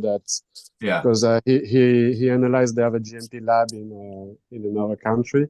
and Yeah. analyze a lot of strain, and he's starting to have the same theory that some strains genetically carry less microbials than others. It Yep. doesn't matter what grow environment they have, and Yep. that's what Yeah. he's starting to see on the accumulation of data. So yeah, I think Yeah, well, we've I talked think you're about right. that here. We've talked Yeah. about that in Hash Church. It's not resistance, it's susceptibility. It's a Yeah. different spectrum that keeps them from getting it. So that for sure exists. Yeah. Yeah. Yeah. And if you know, in a breeding program, it'd be very helpful. No, Move. definitely. That's yeah, but then the tests are still pretty expensive and very slow process here in Thailand for that part. So we're Yeah. doing it on a smaller scale, but it's definitely something we are looking at also, especially now with all the German market, you know, and Australia and all those markets that have super low CFU limits. I think Australia is 2000 or something like that. So yeah, we have to be on top of all this. Yeah, when you have your CFUs that low, like I wonder if you can really grow it regeneratively and organically. In organic, it's very complicated, I think. We're I mean, getting they're not- closer to the limit, you know, with a lot of protocols for the organic, because we would really love to do an organic line, but Sure. it's complicated. Eh? To get without radiation to those level is not easy. Yeah. No, I know. We're It's talking damn near 1,000, impossible. 1,000, 2,000. Even if you fart in the room, it's gonna contaminate the plant. Illinois is 1,000. Yeah, yeah. Most But of don't the you East guys have Coast states on about- 500,000 also in America? So Yeah. Yeah, these are the problems of the growers and the hash makers. I'd love to hear from any of the hash makers on the panel in regards to how they sort of deal with lab testing and passing scrupulous, intense, sometimes almost impossible numbers. Ask I them to think plate everything. Don't settle for just a basic test. Tell them to plate it and see what actually grows. See what happens over time and force the lab to do that. That's what I've been doing. And we failed very at first, and then we forced them to do this and make it a part of their protocol. And they have not found anything that actually is growing. And what was the cost increased on that per test? Nothing. It was just an agreement that, hey, I don't think your test is complete. And it was more of a conversation. And they said, you know what? Yeah, you should take a deeper look at this. So that's my suggestion. now we're integrated we're doing actually want to try to see where the spike of microbial actually happens if it's in the grow, when in the grow, and if it's in the post-process where also. So we're doing like I think we did every 8 or 9 days. We're gonna do swab tests of everything, of every strain, you know, and yeah, we'll see. But it's definitely the way the market is going, which is not my favorite part of it, because I love growing the fucking plant and making hash and smoking it. So that's kind of the boring part of it, but it's a necessary part also. So Yeah, if it's you wanted to sustain yourself, you definitely have to someone has to be paying attention to the business aspect of it at one point in time, if you're in the business of it, which, I think a lot of the people on this panel are. I haven't had any issues, and we have pretty strict testing here in Washington. And I've grown in, every environment out here, indoor, outdoor, greenhouses, and we haven't really had any kind of issues with not being able to pass microbial stuff. What's your number? I don't have them in front of me right now. No, I just mean the limit for what's a fail? Is it 100,000 or 50,000? I couldn't even tell you off the top of my head. Oh yeah. I bet you it's higher than 1,000, which is what Illinois is, which is insane. I think Michigan is 100,000. I could be wrong. If I am, someone will definitely point it out. Isn't that wild that they've got such a huge range of what is acceptable, And is there even really a standard, and have these tests been developed for cannabis? Because it was my understanding that a lot of the initial tests were actually stuff that was borrowed from other agricultural stuff, and it didn't really translate. That's and correct. They adjust Yeah. things. That's right. And one of the biggest problems, if I could just chime in for a second Please. on testing in terms of testing for potency, is this unnecessary need to report potency on a dried weight basis when there is nothing that's sold at the dispensary that's dried. So what that forces the cannabis testing lab to do is determine what the mass of the sample is when it's dried. That means they need to dry it. Guess what happens on drying? They lose terpenes. They lose things like they start if these testing labs are are backed up, like a lot of them are, the testing lab business model is all about numbers of samples and COAs going out to customers. They're just like a machine, like rabbits in a spinning wheel, right? They just want to turn that thing faster and get as many samples out the door as possible. So what they do is they usually put some kind of, well, they'd have to measure water content. And how they measure water content is using something called a water meter. And what that actually generates is not percent water, it generates something called water activity. And you could do this in hash too, Marcus. I don't know if you guys know that. Johnny B does it. Trust me, Yeah. he's got the water activity meter. He's The been water talking activity about meter. this for years. Exactly. So you have to correct. So when you report, like on a COA, you're looking at a concentration, whether it's in the percent or whether it's in what, milligrams per gram, right? So that means for every 1 gram of flower, you have X milligrams of THC or THCA, right?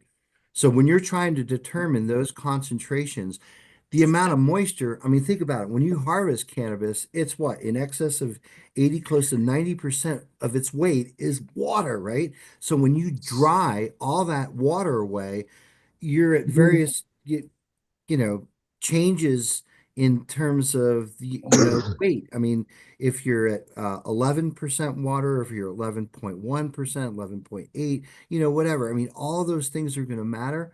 But now, in order for you to be able to make pairwise comparisons between labs on potencies, they would have to be doing the test exactly the same, or else statistically, you can't make a comparison. Like if you send a sample to 5 different labs, you're going to get 5 different results. Why?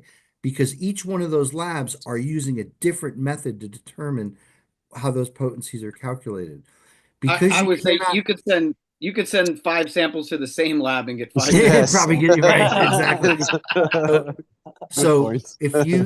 if you don't correct for so again, go back to this moisture content. The moisture content is really important to know because you have to know that you're below a certain threshold of moisture to make sure that you don't have live active microbial contamination. A lot of times, right, Colin, in your total yeast and mold counts, Yeah. those are on the carcasses of dead yeast and dead mold that just happened to left their DNA on that sample. That doesn't mean that that sample is unsafe to smoke and that you have live bacteria or fungus living on the sample. It says that at one point, probably during the processing, drying, we live in a microbial world, folks. These spores are all around us. It's part of the dust off your desk. It's everything. In your car, you get it. I mean, there's spores everywhere, so you can't avoid spores from happening.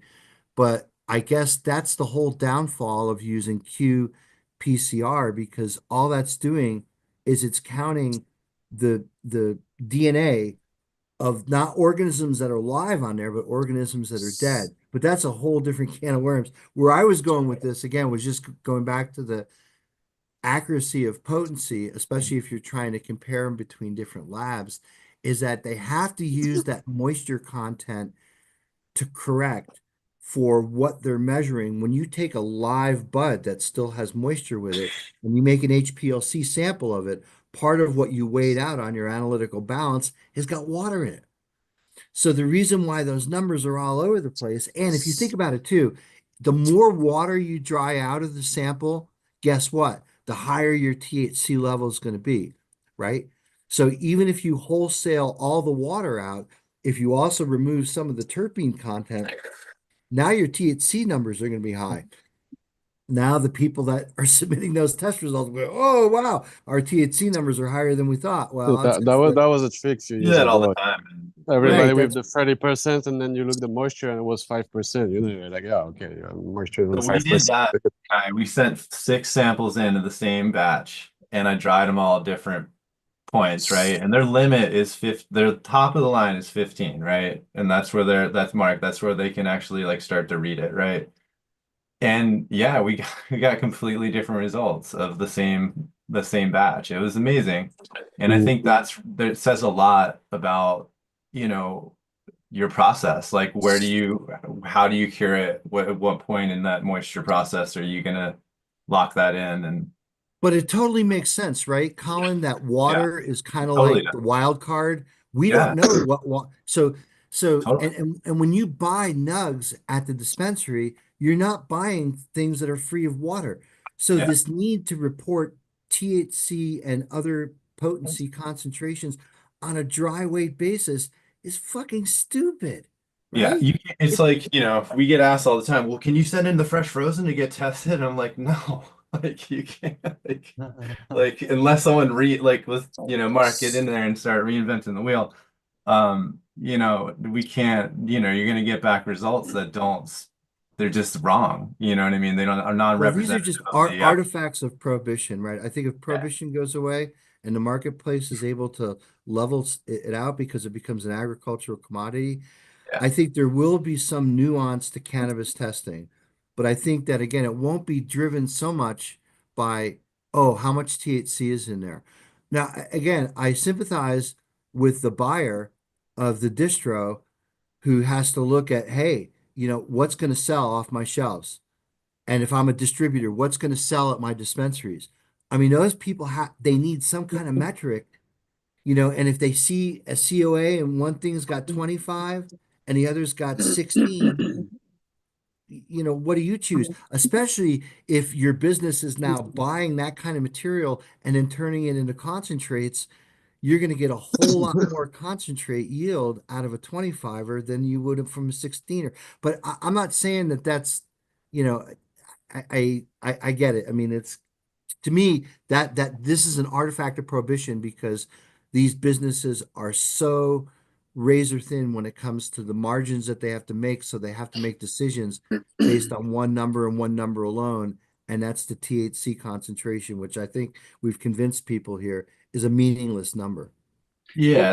I was gonna say that's like, we know through even long-term studies that that's not from a bioassay point of view that's completely can be backwards, in terms of total THC content and how that effect makes you actually feel. There's strong literature and research behind that, but I also think that that's like you said, is borrowed from the alcohol industry. Like the idea of a high percentage is just wrong, in a lot of cases. I think everyone here can contest to this. We've all been there and experienced it, ourselves. It's really clear to me that It goes to that show you narrative they can starts with count, but us. they can't read. Yeah, Well, you but guys are talking starts about the with us. inhaling of it, the using of it as like, of course, nobody wants just it to be about a high THC percentage when it's about, how you enjoy it.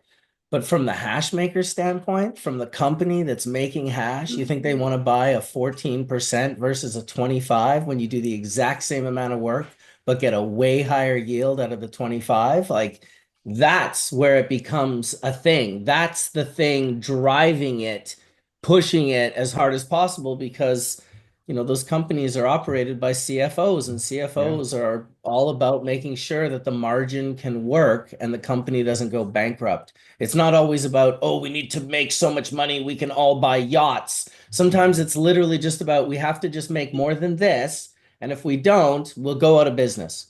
And we And so can't there's pay our that side. people. We What's can't pay that? our people. We have to lay people off. And Dude, yeah, absolutely. but Marcus, don't you The think that that's double-edged sword. somewhat handicapped by prohibition? Because I, obviously, again, we're in a commodity market where free enterprise dictates that the cheapest, best product, yeah, I'm saying cheapest and best, all in the same statement, is going to be the winner, right? So mass produced, and we've talked about this on Hash Church numerous times, right? Mass produced cannabis has a market, right? And that's different than probably the market that all of us would, dig into our own pockets for, because we're more of the artisan. The hash maker is more of the artisan. What you guys have preserved, over the last 10 to 15 years in hash making will live for the next centuries, right? I mean, people are going to be making solventless Nika into the next 100 years. Isn't that great to know, man? Is it like what you guys have done and perfected with the bags, Mark? I mean, people are going to be using this forever. So to me, it's like we're at the space right now where, again, there is a bifurcation in the market. There's the Walmart consumer who's just like, give me THC. I want it in a soda. I want it to taste like cherry cola. I don't care about strain this, strain that. I just want to get loaded when I drink my cannabis beverage. And that's it. And he doesn't care about anything else. Doesn't care about terpenes, doesn't care about flavonoids, doesn't care about was it solventless, was it made properly? And it doesn't need to be. It's just the active ingredient that's in a matrix of artificial shit that people are already buying shit tons at Walmart anyway, right? Yeah, it's like the hemp stuff. I tagged you in a thing that Kevin posted. He tested some, pre-rolls he bought, off of those, THCA sites that are well-known brands from California, and he found microbial counts 30 times in the CT. Yeah. So, it's that's what people are, and then on the flip side of that, those of us that are in markets that have CFU counts that are low, we're held to a standard, Well, all they need to then do is how long? buy an irradiation setup and irradiate that shit before they put it into pre-rolls, right, Colin? And it's all good, right? Oh, that's where my Even, heart just even goes. like that, then Like, they will why keep do we it even 6 do months. this? It's like, I don't know, man. Don't do that. Don't do that, man. Don't be No, that no, guy. no, no. I'm just saying. I mean, again, I think that's where the market's been bifurcated. Whoa, We're the chat's going off on Dr. Mark right now. No, I'm just No, joking, don't Dr. go off on Dr. I'm Mark. joking. It's cool. We're just talking about it openly. It's They not like aren't. They love you. Trust me. I know. I It's feel what's the love. happening.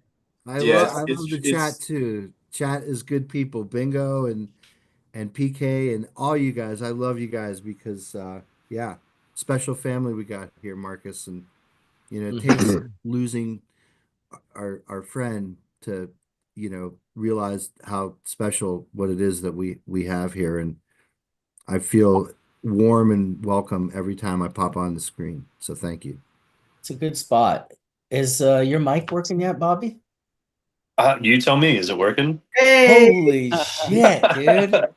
Not only is it working, you came through like very clear and even louder than Dr. Mark. So Oh, well, that's nice. That was great to hear from him. So I'm glad I popped in at that time.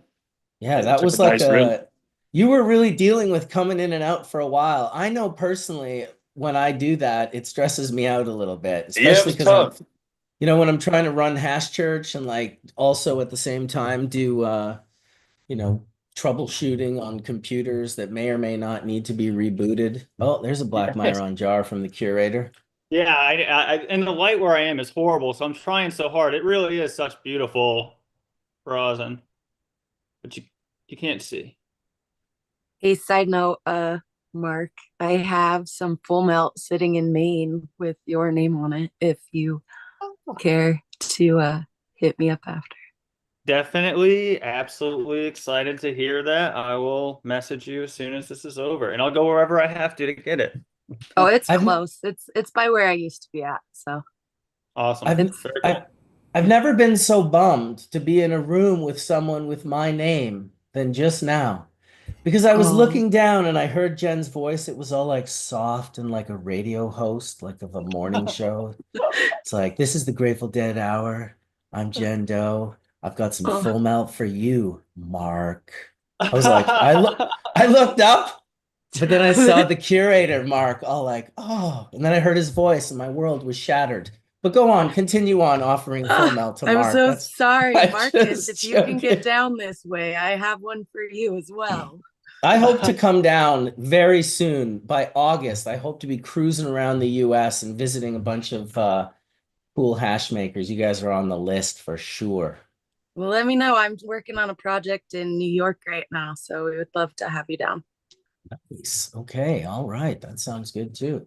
And New I haven't York is been to close the to US. Vermont. New York is close Ooh, to Vermont. I've never so been. I've many been to good New York. marks today. I just realized that. Holy cow. Yep. Mark, We are Mark, on Mark. mark. It's a Yeah. mark heavy episode. Yep. I Nice to keep it, you know, proper with the C. Otherwise, Yep. it would be K, K.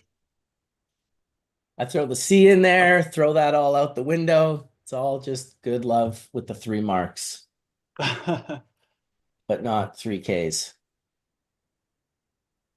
By Also, the Brian, way, it's nice to see you, Brian, since we have a moment. You too. Yeah. See you yeah, on. dude. Mark's a It's good always friend. nice to see Brian. Well, That's awesome. a few of you, but yeah. You know Mark, what? Of course he is. What the hell, dude? we get down. Yeah. Mark's really Like, what do you do, Mark? Oh, I just form and, you know, morph rosin and take epic photos of it. It's like, oh, where do you live? Oh, I'm in Maine. I'm like, oh, so you probably don't know Best Friend Farms. Oh, no, I don't know those guys at all.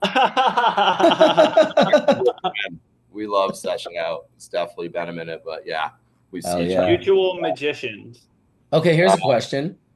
Did you dab those little guys? That's a good Have I myself? Well, yeah, like when you make these little things afterwards, you got to get rid of them. Do you dab them out? Of Next course, week. I typically, because I get to make it with such good I would rosin film that. most of the time. I will. I'll break it down. You know, I'll take him off wherever I have him set up, and I'll put him back in the jar. I try to keep him in one piece, and then I'll slowly, you know, We got to see a whole one melt. dab his leg. I got to say, from the company perspective, if I do one with you, I want the whole thing to be dabbed and videoed like super macro baller style. So the whole thing just like, oh my God, dude, that's probably like will become the value of it in the future. People be like, oh yeah, I love all that other stuff, but I just need the whole thing to be melting down in a giant banger. That's the one that's the video I need. I've had people ask me lately, especially to do it because the stuff's getting more intricate and everyone wants to see what it looks like melting. But I'm just nervous because in the photo part of it, like if I introduce anything for my environment while I'm sculpting, I can remove it, you know, in my editing process. And it's so incredibly hard at the level I'm sculpting when I'm making all these things and I'm having to make like these tons of these like little snakes and I'm moving, you know, I'm working with it sometimes for 6-7 hours straight from the freezer back. And I work in my basement, like I told you, my freezer's upstairs. So I'm like running up and down the stairs all day when I'm doing stuff I'm excited about. And so obviously during that process, there is particulate and like things from my environment that I'd be nervous when I do the video that I wouldn't want to like misrepresent the maker's work. I could definitely do it, but I'd have to be like, I'm already thoughtful in my sculpting process, but like more thoughtful, you know. But Maybe you could just add a disclaimer. Watching that little dude slide down the pin onto the banger would be a fire video, though. Let's be honest. I know. It's gonna happen. I'm going to do it. I promise it will happen. Well, you're not wrong because, and I've shown this video before, but rosin is super, especially when it first gets pressed and it comes out. It's very much like it's like static energy. It's pulling towards my finger on either side that I put my finger on. And so in that sense, it's like a tractor beam for contaminant in the room. Any type of dust or debris or anything can just get sucked into your rosin when it's that like charged. I wonder if there's a way to ground the rosin before working with it and turn that off. So it's not like a little, you know, just pulling the contaminant out of the sky. Yeah, I think if we tried, we could accomplish like a perfectly clean sculpt, but it would be that us trying to create an incredibly sterile environment and then seal that off while I worked and shoot inside of that environment. A big nasty hair just right in the middle of it would just be like, oh. Yeah, Just 13 hours of crushing. sculpting and then a one hair you didn't see inside the rosin. But you want to know here, you want to hear something crazy, dude? And this is how fucked we are as a human race. Because I have been you in the past where I'm like obsessive compulsively just trying to release it as the most what I think of is the most beautiful, perfect thing. And this took me a while to figure out, and it was really only for me. You may figure out something completely different. But what I figured out was that the majority of people um, didn't always like what I thought my best work was. And sometimes when I would just release a photo that I really didn't want to release, but I'd be like, okay, just go against your vision of what you think and let the people speak. And fuck, I'd be surprised often. And so why I'm saying that is I bet you if you did a bunch of those melt videos, right? They went viral. The one that would get the most views by a mile would be the one with the big dark hair in it. And obviously the much hate that would engagement. yeah, so much engagement, Jen. People are Yeah. like, what there's hating I can do? Where can I hate? Oh shit. So funny. Yeah, it's funny because it's true. Hey, Marcus, we kind of touched on this over the week, but I think I looked into it a little bit, and that was the whole microplastic contaminant issue. Mm-hmm. Do we want to go there? Talk about that at all? I mean, I would love to hear what the panelists think about such a thing, and yeah, and then I'd love to hear what you found. I did a Yeah, little research myself, not too much. right. Well, you had sent me that long text from somebody. I don't know. Is that individual on the panel right now or no? Who was it? Yes, that individual is called Grok 3. Right. So I'll kind of get everyone up to speed. So what we were talking about is when there's bag blowout in rosin, you could basically get microplastic contaminant in the rosin itself. And so I don't think labs are testing for this because I reached out to two different labs that are really good and they don't even know like where to begin. But there was a group at Lake Superior State that was looking, I think, in CBD oils, and it might be because again they were at a college, so they had to, do THC related stuff. And they just asked general question, like I mean, I don't know, man, microplastics is a pretty pervasive issue today in the world, and it's hard to think that somehow there's not opportunities for contamination of microplastics in the plant material itself, let alone in the process. And I tell you, Marcus, I did like look quite a bit on the web. There's not a lot about this known, but the one expert that got back to me from a testing lab says, yes, we've seen microplastic and in rosin. So maybe, again, just something to look for, I guess, especially I guess when you get blowouts in your bags. I Colin, are you? mean, I mean, if you're worried about blowouts, I would also potentially be worried about the off gassing, depending on what the screen is made out of, because it Yeah. doesn't have to melt and blow out to contaminate. It can off gas at a lower temperature before Well, it but it if broke if or you're breaks. off gassing, it's gonna be fugitive in the environment. I mean, could you contaminate the resin? Possibly. But I would think, Mhm. again, like maybe just under scopic analysis and all kidding aside, human hair is a very commonly found contaminant in all kinds of cannabis products, from gummies to I don't know if I've ever seen them in vape pens, but I've seen samples fail because of human hair. I've seen actually flower samples fail because of what they assume is a deer hair, because the deer like to brush up against it and everything. But I'm gonna like if you're pressing and you're heating the polymer up, certainly like these, like you said, like things like polyethylene could essentially start melting. I don't know if anyone has ever seen their bags melt before. I mean, that'd be, again, a bag to want to stay away from because you certainly don't want in these plastics. Sometimes what they do is they put low molecular weight stuff that they call plasticizers in the plastic itself to kind of give it its flexibility. And if you remove those plasticizers, then the polymers themselves become quite brittle.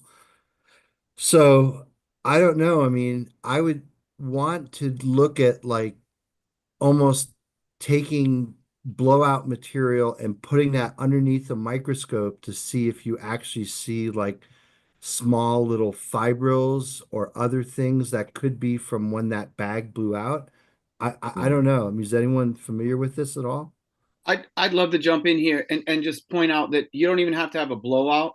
If you're collecting, when you press that bag, if you're collecting from where the bag was, not where the rosin poured out, but where the actual bag was on either side there, look at that, and sometimes you'll find little particles from the bag. So if you're collecting that part of the hat, like we don't collect that part of the hash.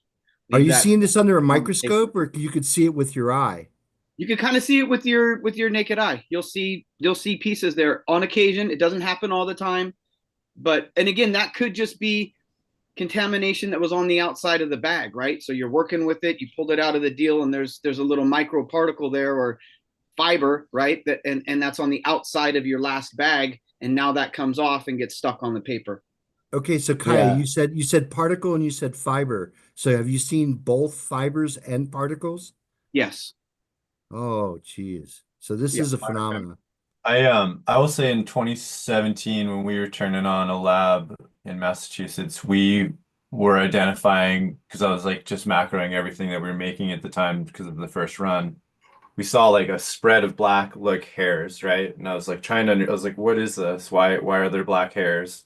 And then I pulled them out and had them tested, and they were actually little fibrous pieces from that were PVC from our water line. We had a black water line. And it was a real learning experience then, because you're checking everything going around the lab, cleaning, and is it the bag? Is it something we're doing in the pressing? Is it what is it, right? So you saw this in rosin, Colin, or you Yeah, we didn't see saw it this go in all the way through the process from hash, and it seeped right through the bags all the way into the rosin finished material. And when I macroed it, I was like, yeah, this is all got to be thrown out, guys. Like this So you can't. had to see that under a microscope. You couldn't see that with the Yeah, I human couldn't eye. see it. I could taste it. I'll tell you that. I was like, this tastes weird. Oh, Yeah. And I called I remember calling my cousin. I was like, he's like, yeah, dude, I agree. So we had to figure it out. And, so sometimes it's not, what I'm getting at is that sometimes it's things that are pre-processed that are affecting the process that will follow you through that linear process. And then, yeah, like from the bag perspective, I've worked with Pure Pressure pretty closely before they were bought by Agrify, and Ben and I were doing the bag that had the double stitch and the liner, so it was double bagged. And that's we learned a ton that yes, there is off gassing, and I think the one thing that should be talked about is the set point. Like for instance, if you're making THCA and you're doing an hour-long press or whatever it's taken to get through that whatever amount of particular bag that whatever you weigh that out to be, that hour long is at whatever temperature you're ramping up to. That's a long time to be using that bag. Those materials are not designed for that to be that under there for that long, under that set point of temperature. So that's one thing to talk about, but I don't think there's any evidence that I've seen that there's been any carryover of chemical constituents that are in the material. What are those bags made out of, Colin? I was actually just looking. I was trying to go to the Pure Pressure site, and now that they're bought by Agrify, the whole store is gone. I can't even I have to go through the documents to figure out exactly what the chemical, or not the chemical, but the actual material is, because I don't want to paraphrase on the show. Well, let's hope it's not PVC, right? I don't think it is. Jesus. Say that again. Let's hope it's not PVC. Marcus, are you at liberty to say like what your rosin bags are made out of where you're producing? It's Nitex. It's the one you want. The one you don't want is polyethylene. The So one what that you is do what want. is Nitex though? What's the material? It's like it's food grade nylon monofilament mesh.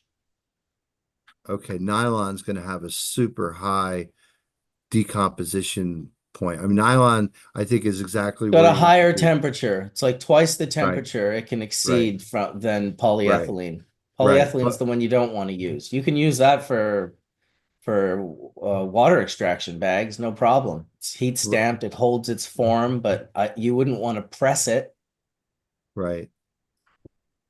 We talked about True Micron before on the show, you know, using stainless, and I don't know what anyone else is using out there, but I've gone through the gamut, and I like stainless steel a lot as a make a patty and you just fold it into it. Rackham's just rolled in, driving his car, sunny day. It's like, all right, dude, I'll make an appearance. Etienne Fontaine is in the house. How you doing, brother? Good, y'all. Had some interesting stuff happen this week. I have a FOIA request with the government and found some very interesting information. And then, yeah, getting ready to go to the UN this week. So, busy week. But love to see y'all. Glad everybody's doing well and love this subject. So, has anybody looked at the melting points of all of these sheets in the sense of you know, when this stuff might peel up off the rosin to see, you know, what temperature ranges, you know, some of this stuff might be picked up at besides the squishing stage, you know? Yes. Absolutely. That's why Nitex is the one you want to use more than polyethylene because of the temperature variation. The cannabis polyethylene is testing like labs just 230 or something. aren't looking at any contamination like this in rosin, at least down here in the US. And I think My gut tells me there's not a lot. And I only say that Yeah. because I'm just sensitive and I've smoked so much great rosin. And I just I think if there was some, I mean, I'm definitely eager to find out the truth because I truly don't know. What about talking about like even just the seals on the U-line jars when we're heating up these jars for longer periods of time for either decarboxylation or phase changes for carts? Oh yeah, not good, Have we dude. tested any of that? That's definitely not good at all. I use rosin reactor myself, and it just it, you know, it's all glass, and the aromatics that precipitate back into a liquid at the top can all get back into the material. It's all glass, and yeah, that would make me nervous. I mean, I've always even been nervous of just leaving nice dabs in jars that have any type of seal. I remember back in the day leaving weed in jars, dank weed, and then that weird brown mason jar, rubber, plastic, whatever that fucking thing was, would start like just degrading and just like falling apart and just becoming like full of holes or something. And you could just smudge it with your finger and be like, well, that's not good.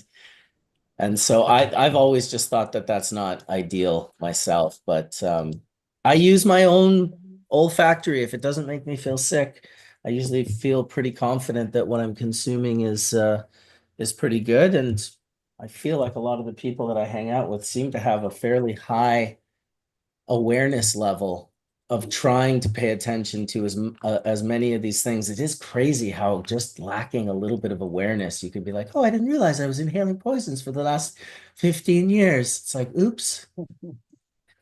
Welcome to being human. I kicked myself for ever taking a dab of BHO. Me too, dude. And I knew the first time I smelled it, I was like, this can't be fucking good. Dude, I'm telling you, bro. I'm in the same boat. I got a wicked headache. And then Buddy didn't believe that I had a headache. He was like, you're making it up.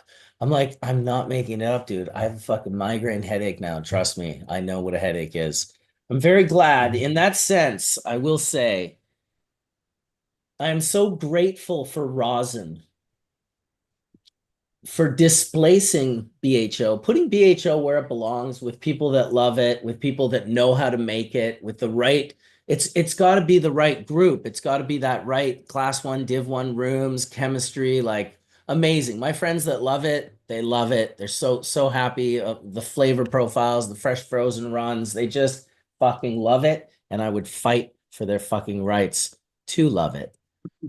That being said, I feel like those guys, a lot of them are fucking it up today with all the filter stuff. Like the dudes that really know how to do it, They don't use all the filters and stuff, you know, and they can make good product. It's not my cup of tea, but yeah, I agree with you. I'm just so happy. I'm so thankful for Rosin just rolling through, mainly for young people. Because I thought, you know what a great thing for younger people, rather than be like, let's go buy cans of butane and potentially put all of our lives at risk. And have a bunch of people in the room with us that failed like grade 10 chemistry.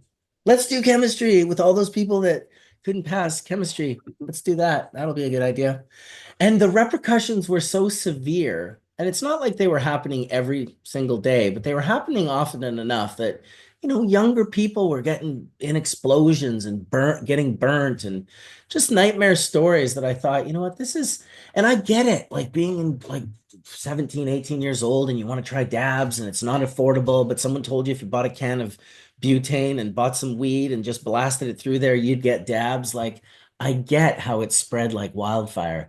But the fact that it got replaced with a flat iron is amazing to me. Like I thought that was the greatest thing ever to happen to cannabis, because I did have a fairly skewed view when it came to the BHO thing, because I kind of at one point in time said, this is worse. The only thing that was worse than this is the DEA and their involvement in cannabis, because I'd never really heard of people getting really badly injured and or dying from like just making an extract. Like it seemed like a meth. And in Vancouver for a while in the 90s and early 2000s, there would be these lab explosions and they wouldn't tell you right away, but you would know. You'd be like, guaranteed that's going to be one of these BHO labs. And so I have the utmost respect for the guys like Adam from Evolved and Jorge from Chemtech, and the guys that are doing it from the groups that they take it serious and that's their specialty. Wonderful, you know, do that over there. I personally don't like making solventless anywhere near a solvent lab. I'm not a big fan personally. I don't know how. I can see Kai is already shaking his head. I don't know how you guys feel about that. But I don't even like walking through a BHO lab. I don't even want to see it. I'm cool. I want to see it, but every time I do, I'm nervous too. Yeah. It makes me way nervous. And it stinks. I'm sorry, it stinks. I don't like that smell. I can't do it. That's what I was going to say. The smell permeates everything. It's going to contaminate your hash smell if you're making it next door. It's everywhere, right? I'm definitely very much the same way. I really have to trust the extractor that I'm seeing their C1D1 lab. Otherwise, it's very concerning. Back in the day, what would it have been like in Washington? It was like 2013, early 2014, when they did like Operation Shattered, where they were going after a bunch of BHO labs, because that's when all of a sudden we had like, I feel like there was like 6 months of like just explosion after explosion after explosion. That's actually what sent me in the direction of water hash myself, was realizing, you know, that like I have kids, and if I'm going to be doing this, I definitely want the safety there. And just seeing just like the ignorance of people doing it, you know, that's, yeah. Yeah, well, thank God for Rosin filling the gap, because the bottom line is the melts are just rare. And it's like if everyone was growing melt and making melt, Rosin might not exist. But because everyone isn't growing melt and making melt, I mean, you can purify that 4-star and 5-star into some pretty incredible product. It is pretty mind-blowing. I don't know why I feel this. It's probably a bias, but I do feel like melt is more like a 4-course meal versus rosin, which is often like a dessert for me. I really love the dessert aspect of rosin. Am I delulu, or is this something that you guys have experienced yourselves? I think rosin brings us the ability to have more of those flavor profiles that we can't find in melt, because we're not able to achieve a melt consistency. Yeah, well said. Well, you know, just considering the chemistry again, I'm a consumer of closed loop hydrocarbon extract. When it's properly made in a C1D1 facility, there are no fires. I've set up several labs and not had a accident whatsoever because we're using the right equipment and we have the right SOPs. And I think when made properly, and I'm talking about live resin, it's a wonderful product that I think complements solventless products wonderfully. I like them both. And I don't know why we can't like them both. I think a solvent is no longer an issue if you're down to 0 ppm and there's nothing left. Now what you have is just the extract from the plant. So it's just a different way of making extracts, So what's wrong Certainly. with us? Why do we not Oh, like it? no, nothing's wrong. No, I think, Marcus, you said that this, I'm No, going to use because your what you language. just said is totally sensible. But then I'm just like, okay, well, what is it? Is it my bias because I'm the bubble man? Like, is it like being a vegan where No, everyone else has to be a vegan? Like, I no, don't not at know. all. Not at all. What I think you and Nika and Cuban and everyone that's done who's ever made hash is Yeah. kept this tradition of high quality artisan product alive. We've Mm. always said that, cannabis is like an apple tree, right? And you don't just take an apple tree and shove it into a blender. You pick the apples. And so picking the apples is what we're doing when we're making hash, picking those apples, right, from the tree, you know? And I think the nice thing about solvent, well, and again, I remember solvent back in 2014, 2015. Yeah, Jen, I met those guys up at Extracted, Ryan and those guys, and they were working with Chris Baroni, and they were still trying to figure things out. Like they knew that certainly you can't leave solvent back in your product. We had the nice solvent episode here, Mark. Remember we had um, what's his name, Heisenberg on. I mean, these guys again, we're trying to figure it out, and I think where solvent extracts are today is, and I'm going to use your language, Marcus, it's another arrow in the quiver, right? It's just another representation of what this wonderful plant produces, just made in a different way. Do I love a good solventless hash? Yeah, I got my boy Trainer here, one of the best hash makers up in Vermont. And yeah, totally. Just old school. That's what it's all about, trying to get the most quality product from the plant. But in the large commercial operations, solvent extraction will beat solventless in scalability when it just comes down to, equipment and staff and all that and footprint. And you could probably prove me wrong, Marcus, right? Just on the I holistic. see your challenge, Sir Mark, But and no, I accept. I think again, I think they're complementary in a way, and I love it when a market like Los Angeles is sophisticated enough to have great, solventless offerings in this sea of solvent extracts, right? It tells you that no, there's nothing weird about us. We just like hash made in the traditional way. And rosin is just the latest expression. And if you think about it, Marcus, we here at Hash Church had a lot to do with that, right? When we had soil grown on like 10 years ago and pressed. Yeah. And there were a lot of us, including myself, who weren't naysayers, but we were super skeptical going into that. And there Dude, it it was is, amazing. live It was on a Hash amazing. Church episode. He squeezed oil and made a lot of us believers in real Yeah. time right there on Hash Church. That was an epic show. I think That a hair lot of our straightener was one of the preferences best with some episodes of ever. us, I think a lot of our preferences also might come from like early exposure. Like, what did we have access to? Like, especially a lot of us solventless lovers, since there wasn't, a whole lot of access for these people yet.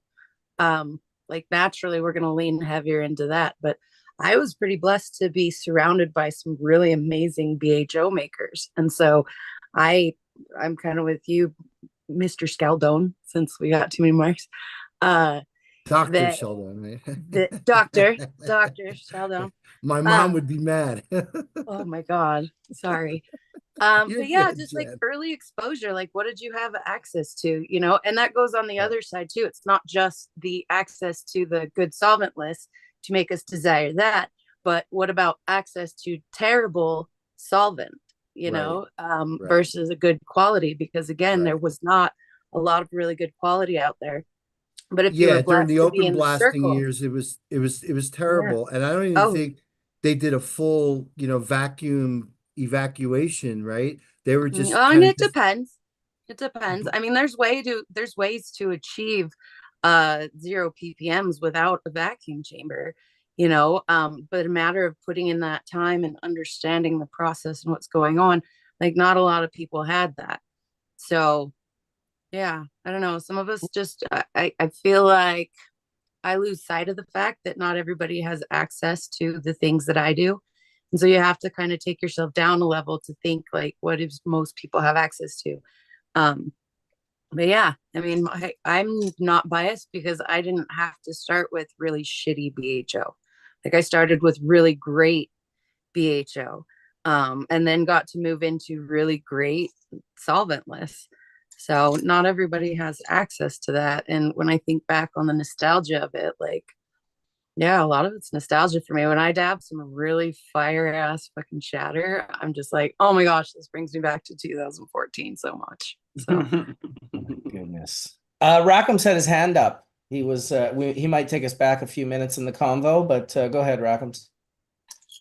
No, I was just gonna say, I mean, I really appreciate the fact that rosin has been around for as long as it has been. It's just an amazing thing overall when it comes to the fact of like how many different types of consistencies you can even turn rosin into.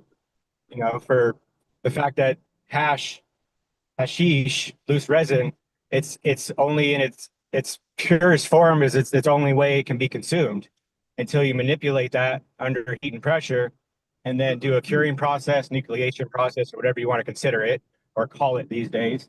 But the fact that like we learned how to do jams from rosin, which is the same kind of manipulation as a live rep as far as the crashing aspect of it, going into the mechanical separation of diamonds and the THCA from the terpene fraction, the cold cures, even now carts and whatnot. There's just so many other available avenues. Its own uniqueness compared to health, if that makes sense, right? That's kind of one of the cool things that I loved about it and kind of drew me to is like, oh, I can make how many different SKUs from one different flavor or one different strain, especially if you're going into the white market and not the traditional, but even nonetheless, it's just a beautiful experience overall. And it's kind of hard to compare true 5-6 star to its opposite, which is it's a like you're essentially it's a what's it called when you make rosin from hash from loose resin, it's a byproduct because you're leaving things behind. But it doesn't mean it's a negative thing or a bad thing. It's just it's a different, in my opinion. So it's kind of hard to compare them when we're always saying, well, is hash rosin or is rosin hash or vice versa? That conversation popped up on social media just recently, and everybody got all freaked out about it, which was intentional. Well, it was a troll, but of course. Well, because people are so divided. Once again, it's why we always like. It's like when I'm asking Dr. Mark, well, why is it that I like only the solventless? What's wrong with me? If what you said is true, and this is just such a beautiful thing, and I see people lighting it up in the chat room. I love the BHO. I used to. Oh yeah, I love the flavor. For me, it's just I can't do it. I can't do it myself. That at the same time, I also couldn't probably press 6-star bubble into rosin. But do I love the fact that all the bubble that isn't 6-star, and let's just say most of the bubble out there isn't, it now has a home in rosin. And that's why when you're like, oh, rosin just does all of these different SKUs, it's like exactly. So what rosin is allowing is rosin, and not to say that the melt couldn't exist without rosin, but rosin is a helpful SKU to allow yourself to have a melt SKU or two to get that out onto the market and have melts available because it's getting basically funded by the rosin sales that you're doing. Hey Marcus, let's ask Atian, since Atian's got, a nice window onto a retail situation. Atian, what have you seen like in the last, well, since rosin's been introduced, and certainly like in California, there's robust markets for concentrates. There are connoisseurs like us who care about solventless versus not solventless. So what are you seeing in the marketplace at BPG and other related establishments? Like, has there been sort of like an education on rosin versus your BHO concentrates and what's happening in the marketplace? The consumer comes in pretty educated, so it's not really a bunch of education. I want to credit Marcus and others for putting out that data information back in 2017, so people started to understand, and the cannabis consumer is pretty educated. Now, it's really rare that we get a new consumer looking for concentrates, right? Most are looking for, the newer things that aren't going to get them where are they going? I was originally turned on by older patients who were using a BHO because that was what was available prior. And I was curious on why they were spending such a large amount on such a small amount, of cannabis. And it became for them quality over quantity. One hit worked for them. And so as I started to get into it, I've blended all of my water hashes together for years. I have an ongoing everlasting gobstopper that's been going since 2004 that I keep adding to. But at the same time, I blend all my BHOs. I blend all of my rosins together. I know a lot of y'all are cringing and absolutely disgusted, but that's what I tend to do. But I do it in an autoclave and I heat it up to about 140 to 150, and I mix it all together. That's what works for me because I like the full cannabinoid spectrum. But for most patients, I've seen a switch from BHO where we've been heavy toward BHO. We used to see a lot of PHO prior to 2018, but post 2018, there's only a few manufacturers that put out PHO. So it's very rare to see. You can usually tell by the extreme orange color that tends to follow alongside with that. So just tell them what that is in case they don't know. 18. Yeah, I was just gonna ask. It's using propane. It's using propane as opposed to using BHO.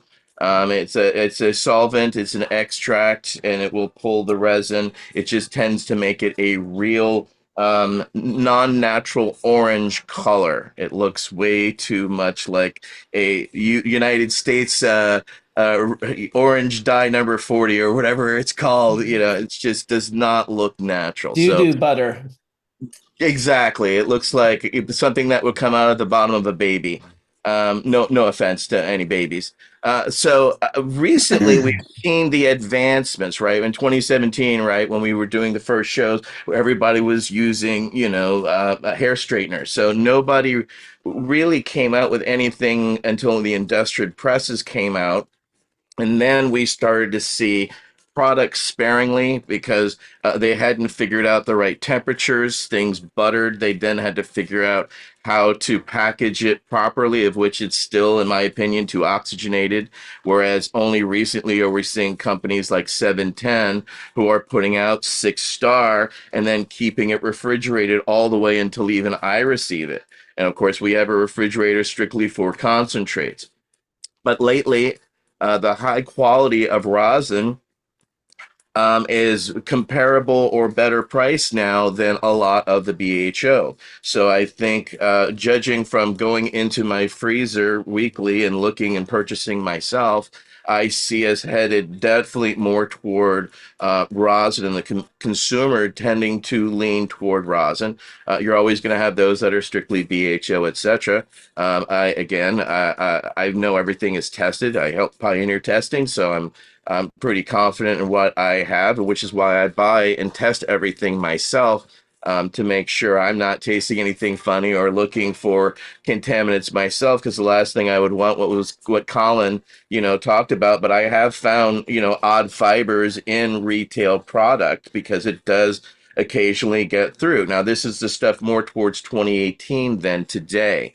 So I think that the advancements in the technology of rosin extraction, competent workers who now know those ranges and how to functionally use those machines properly and then maintain also the room temperature, cleanliness, etc. You're seeing a product coming forward that's affordable now, whereas earlier on, the amount of processes that you had to go through was initially cost prohibitive. But due to the cost of cannabis coming down, and I mean, pounds going for anywhere from 50 to 100 in some areas of California, dollars, $50 to $100, and only processed to order because people can't afford trimming. So that's how serious the price of cannabis and production has come down. So the 18, if access I and could ask a availability and quick question. consistency is there that was no longer possible. If I could just ask a quick question, what prices are you seeing at the retail level for rosin? Like, give us a range, and what are the wholesale prices?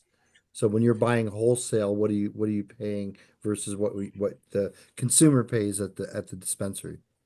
I don't have all that in front of me. For the most part, I want to say it's anywhere from 30 to 50 a gram.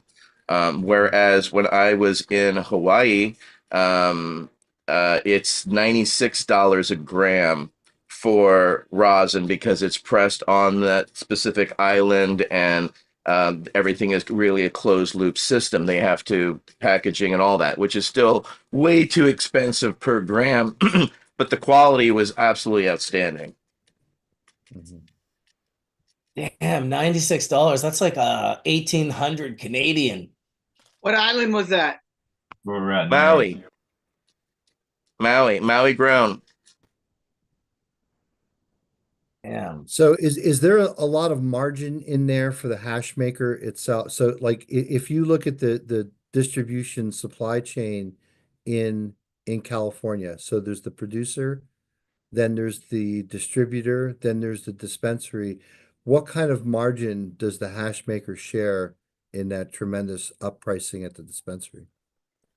It's getting smaller and smaller because the prices are coming down because of the process of the product is coming down. So it's been a like any other agricultural crop, a race to the bottom. It's been no longer sustaining high prices in that sense, which is why we're starting to see the $30 retail, the $35, $40 retail products because and so I would assume margins have got to be getting smaller because, distributors, etc., they are not refrigerating or keeping things to the quality that needs to.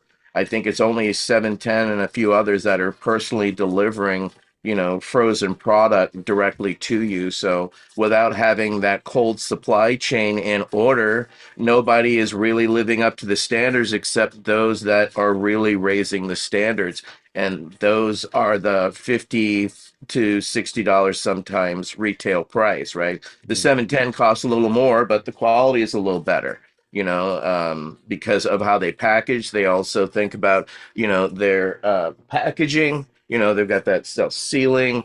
And as stated, they're 6-star when it comes to me. It comes frozen and, ready to transfer right into my other freezer. So it's getting better. We're not there yet, but at the same time, as more availability and more discussions like this, and as more people choose rosin, we'll see prices come down as, what's the next advancement, right? There's not much really advancement in rosin except for high quality fiber, proper extraction and proper methodology, and then cold supply chain.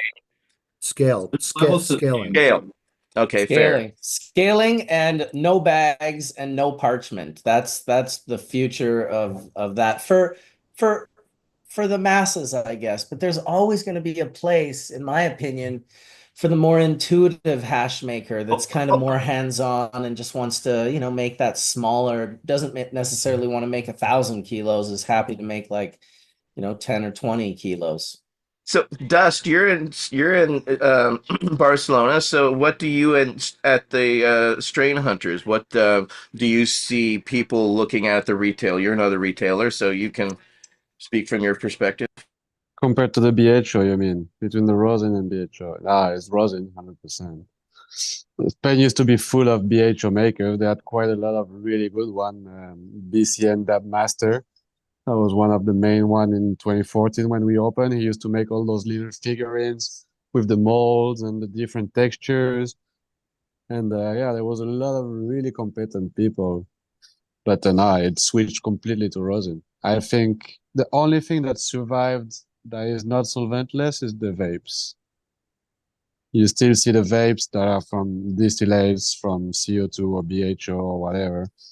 But yeah, all the rest is rosin. And even that, the rosin is taking over slowly on the vape, I would say. Interesting.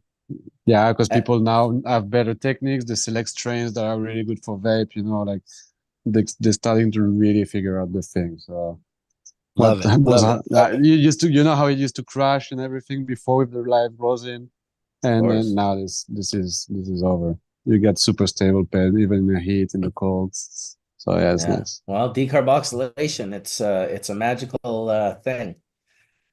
I like to stay away from that term decarboxylation when we're talking about, cartridges. Really, because I think overall decarboxylation has been known as a marketing term for edibles. But other than that, to get a cart that's still really tasty, we're not getting 100% decarboxylation. Yeah, we're converting some of that THCA into THC via this phase change, but it's not 100%. And I think that adding some CBG in there allows us to go even less conversion, which allows us to go less temperature, less duration, and still see stabilization. So I don't know. I just I like to talk about that because I don't think it's a full decarboxylation when we're talking about vapes. It depends on how you're decarbing. If you're like watching bubbles, then the likeliness of you decarbing fully is probably low because you're wanting to be careful. All I know is what I learned, and Dr. Mark, you can confirm or deny this, is that, and I learned this mostly from Corey, the guy who created the rosin reactor, and Andrew, the CEO of the company Sample Automation, that, that the mechanism of decarbing it and monitoring it, they have this little program that monitors it through their computer. It's got these little tiny solenoids, so there's no big burping. There's just these little like psst, psst, these little shots of burping that release, and you can get very accurate. I will say with my own live hash rosin vape cart, which I think the first one we did was in 2014, the ones that we sold down at Harborside there with the Blue River and Tony V. They crashed. They ended up crashing for sure. Like that was, we didn't understand, stabilizing the resin. As I went through that for a few years, and I don't know what level you found where it does stabilize, but definitely like even with a small percentage, it can still do these micro little, like they're not connected. They don't like turn the whole thing into a mass, but they do look a little cloudy. And so you can tell me if that was accurate, Dr. Mark, or not. Yeah, well, I mean, so THC acts as a crystallization inhibitor for THCA, right? So it's got much of the same features of the same molecule, except for that carboxylic acid. You're absolutely right, Nika. I mean, well, a couple things. Like when this hemp thing took off too, recognize that CBD is a solid. And so like CBD distillate that has like 80 or 90% CBD will start crashing out. And so that's when people started looking at the different diluents that are used. And I am definitely not a component or proponent of that at all. I mean, I think putting in things that are just like, this was this vitamin E acetate and all that other, there are a couple name brand things that were basically diluents. I know triethyl citrate is something that's used in the nicotine vape world. But, it's just if you really need a good extract to put inside a pen, you need to just harvest the cannabis terpenes, because what we know is that at the higher concentration of like a live resin extraction or a live rosin or whatever, a live extraction, you're going to have so much more terpenes that now what would be a solid extract like a shatter or an amorphous solid, which is THCA, is now going to be a liquid, right? And that's your so-called sauce. So that to me, Nika, is the real magic. I Cultivar mean, allocation is really important. That's why I choose things that have those less viscous right. consistencies, higher terpene levels. I think And it's the strain vape that we specific, just isn't it? released It's in strain specific, New isn't Jersey it? was 9.6% terpenes. Yeah, definitely cultivar specific, 100%. Yes. And even cultivation specific. Yes. Oftentimes, we won't use specific, cultivations that run a certain nutrient line that produces higher THCA. We won't use that for carts because it is going to convert. It's going to take longer to convert. We're going to have to use more heat, more duration, etc. So, yeah, I think cultivar allocation is really important. Yeah, well, if you think about it, so we all know that different cultivars have different flavors. Those different flavors and the way that our nose senses them is different manifestation of different terpene profiles. And the different terpene profiles have different saturation points for THCA, right? And so, yeah, there are certain terpene profiles that are able to dissolve a whole lot more THCA than others. So, yeah, familiarizing yourself with the right cultivar. And you bring up a great point too, Nick, which is like it's not just the cultivar, but it's how it's cultivated. You're growing for oil here, and it's a different cultivation practice than if you're growing for bulk flower, isn't it? Yeah. Definitely. Or even if you're growing for, bag appeal compared to, I don't know. There's so many variables in it. Yeah, I think flavor's the biggest variable. I think you're right, Nick. It's like once you get to a certain THCA level, it's very hard for that batch to sit in the oven for that long to really truly convert. But when you're breeding for biomass, so for just, large plants, large nugs, that doesn't necessarily go hand in hand with breeding for oil, or does it? Does it? So the more trichomes, the more biomass, the more THC, right? I mean, is that the way it works in Not general? necessarily, because oftentimes, people are using heavy carbs towards the end of the cultivation process to put on a thicker, waxy cuticle, which might give you more bag appeal, more trichome coverage and appearance, outward appearance, but the actual oil within that trichome head is going to be less.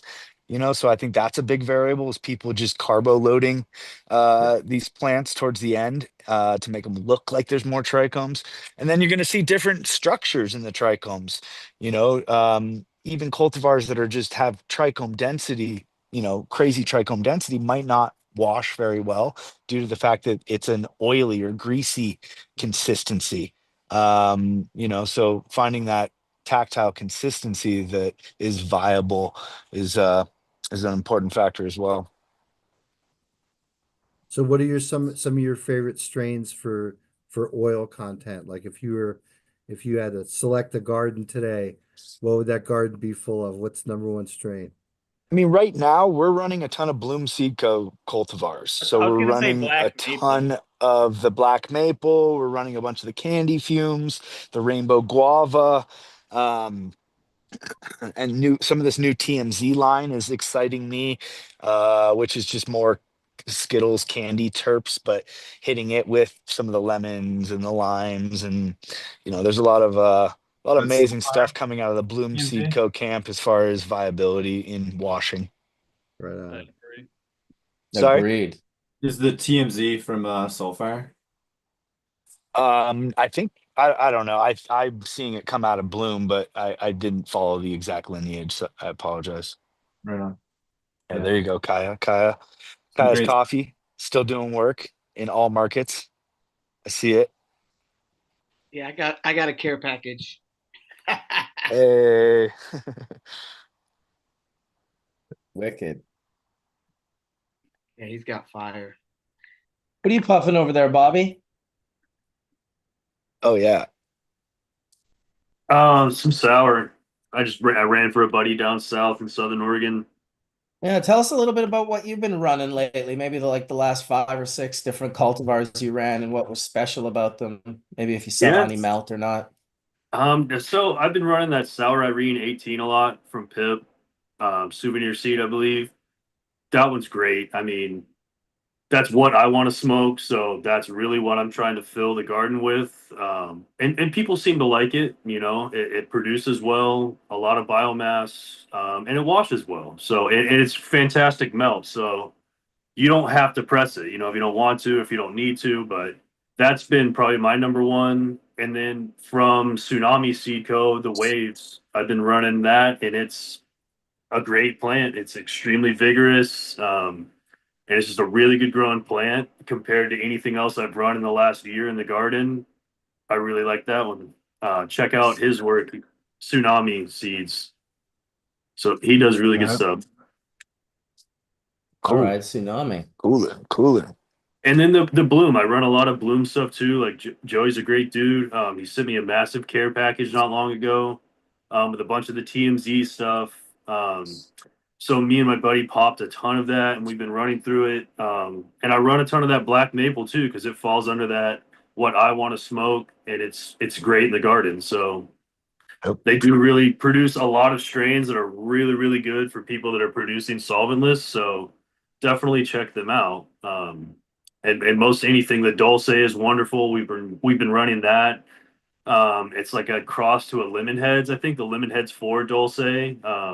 That one's really nice. I like the Lemon Heads a lot. Being from the archive crew from way back, like I smoked so much lemon peel and lemon heads and lemon cane, and love it. It's definitely one of my favorites. It's that Ohio lemon G comes through so strong through there that it's great. I remember someone mentioned earlier Justin and Neil from Refine from Seattle, like doing the BHO way back then. I used to run I was the buyer for a dispensary in Vancouver for a long time, and would stock their product heavy because once they figured it out, they knew what they were doing, and they were untouchable in that world, So touching back on that, there was some fantastic BHO back then, and those guys helped introduce me to some of those strains that I love now in solventless form too. So it was great, getting to meet them and work with them over the years. They did a lot for the community too as well. So that was really cool. And I think they're even making hash over there now and doing rosin too. So even them, they've they've closed one door and opened another. I'm sure they're still doing the BHO and all that stuff too, but I'm sure they're finding that the rosin is probably a little bit more of a sellable product for them now, because that's where people are kind of leaning towards. Hey, Bobby, you're talking about the cats that extracted? Refined, Yeah.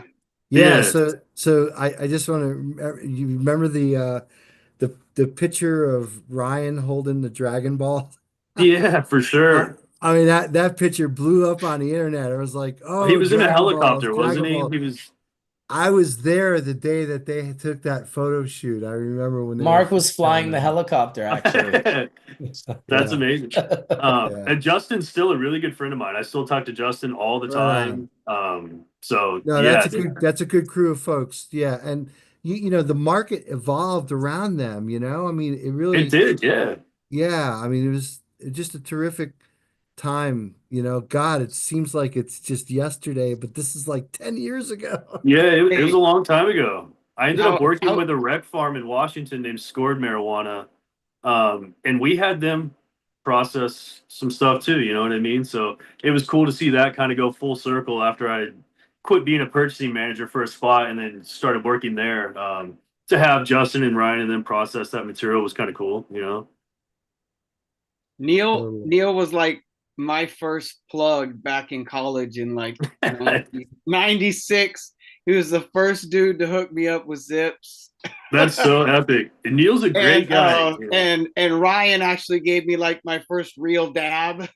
For sure. And I would meet him at the mall and fill his truck up with material to run way back. So that's awesome, guys. Yeah, I know they used to go to those mothership auctions and stuff super heavy and just like provide the dab bar for everyone. So that was cool. They've definitely been around and done serious work, and I have a lot of respect for those guys. Marcus, you would have loved this. We were there with Tony V and Pinsky back in the day, and these guys were making dab tacos. So they took one piece of hash and made like the taco shell. Yep. Then they put some other hash in the middle. That was the taco. Then they drizzled some sauce over, and we were doing a dab a taco or two. Yeah, Crazy shit, man. Crazy shit. Well, it won't hold a candle to the curator boiling down one of his giant creations in a single dab. We'll have to pull out the fatty, like something like this, like an old, like a really big one. The real grail. Maybe this one. Big fatty. I'll bring it with me. You know what we got to do is make some solventless diamonds art and then melt those. That would be fire. Yeah, it would be definitely a different melting point. They would melt slower. Be different making point as well. So, Caitlin, talk to me about that. I'm really curious about that. How do you make solventless diamonds? So one of my favorite topics, so thank you for asking. I'm one of the only makers in Canada putting solventless diamonds out on the market in the rec market here, and I'm super proud of that. So for me, I was watching all of these cool things happen online, like watching Rackhams and watching all these cool folks, and I just decided I had some extra material to play with. I found myself a recipe and was like, I can make diamonds, follow the instructions, made some cool diamonds, and then I've made them so many times now that I really start to understand what's going on. And so the neat thing about the solventless diamonds process is that it is a mechanical fraction technique, but what I've found is that I personally press that rosin under a few different temperature sets. And what we get on those temperature sets is different terpenes melting at different temperature ranges. I haven't quite taken it as far as sending those fractions out for testing to figure out exactly which terpenes are melting at which temperature, but they are all clearly very different. They taste different, they smell different, the texture is different. And for me, I go through a couple of rounds of those pressing and collect all those fractions separately. And that's what provides you with the terp sauce. And then after that, you're left with an amazing THC powder, like a white, dusty, crumbly powder. And when you melt that down, when you do that at the right temperature, you get to turn that into like a nice gooey powder, a nice gooey like puddle. And then you manipulate that puddle into the diamonds themselves. So for me, I like the snake method. So I've got my big puddle, I roll it and I collect it and I pull it into these big, long, beautiful pieces. And then I cut and break those pieces into tiny, tiny little diamonds. You then have a really cool spot because now I have 3 products. Now I have a terp sauce. Now I have a solventless diamond. And when I combine them, I have a diamonds and sauce. I went so far as testing them all separately. The sauce is like a 50% THC, and I came back with an 18% terp ratio. The diamonds by themselves tested at a 91% THC and 0.02 terps, so no terps. But then when you combine them back together, you get about a 70% potency, 8 or 9% terp ratio. So it's kind of an interesting product. You can really play with how potent you want it to be, how flavorful you want it to be, it's such an experimental thing to do. What temperature and pressure are you pressing at? Can you say? Can you say that again? What temperature and pressure are you using? I'm using various temperatures between 130 and 220, but I do a couple different presses within that range. And then I use the full pressure on my press. I have the Helix. I always get the name wrong. I have the largest pure pressure press that you can purchase, and I take it to full pressure on every press. Long's Peak? Yeah, that's the one. Thank you. I always get the names wrong. Pure pressure, yeah. I had that unit for quite a while. It was quite fun. I quite like it. It's very precise. You can really dial it in the way you need. I started on a manual press. So I started with, especially in this process, like turning the wheel, feeling when there was a little bit more room, turning it a little bit more, and really dialing in the temperatures and the pressures that I needed to make this happen. And then I was able to take that and turn it into a recipe that I can put into that press that's automated so that I know exactly what I want to happen, when I want to happen, where I want it to happen, but I still have the control to say, this is my baseline, but I'm going to change it up and down every single round. I never run the recipe. I run the recipe and I modify it for every round that I do based on the cultivar and how the terps are pouring out, how the process is running. It's quite a process. It's taken me a long time to really dial it in. The first time that I tried it, we had like a 32% loss. I love numbers. I take data on everything. So yeah, 32% loss was not a commercializable product. And I was like, I'm going to make this happen. And I practiced it and I changed it and I modified it down to an 8% loss, which is actually a commercializable product. And then when I moved that process from my own personal lab to the lab, like the commercial lab that I work in now, because I am a rec producer, I maintained that loss at an 8 to 10% range. So scaling up really didn't affect the process. It didn't affect the appearance. It all stayed the same with just the beautiful maintaining of the product. As you Well, can see, thank you so much for sharing. sauce and diamonds of sauce. I love the process. Yeah, How thank you long? so much for sharing. I Sorry. think there's tons of questions in the chat, but yeah, so length and is this on fresh frozen material? I personally do use fresh frozen, but I've seen lots of people doing it with dried material. It will come out different, obviously, but my preference is always fresh frozen. I love high quality everything. Right. Well, do you get any sauce fraction on dried material? Oh yeah, Yeah. yeah, Yeah. you would, just not nearly as much, right? The terpenes are significantly lower. Sure. Yeah, but yeah, you would.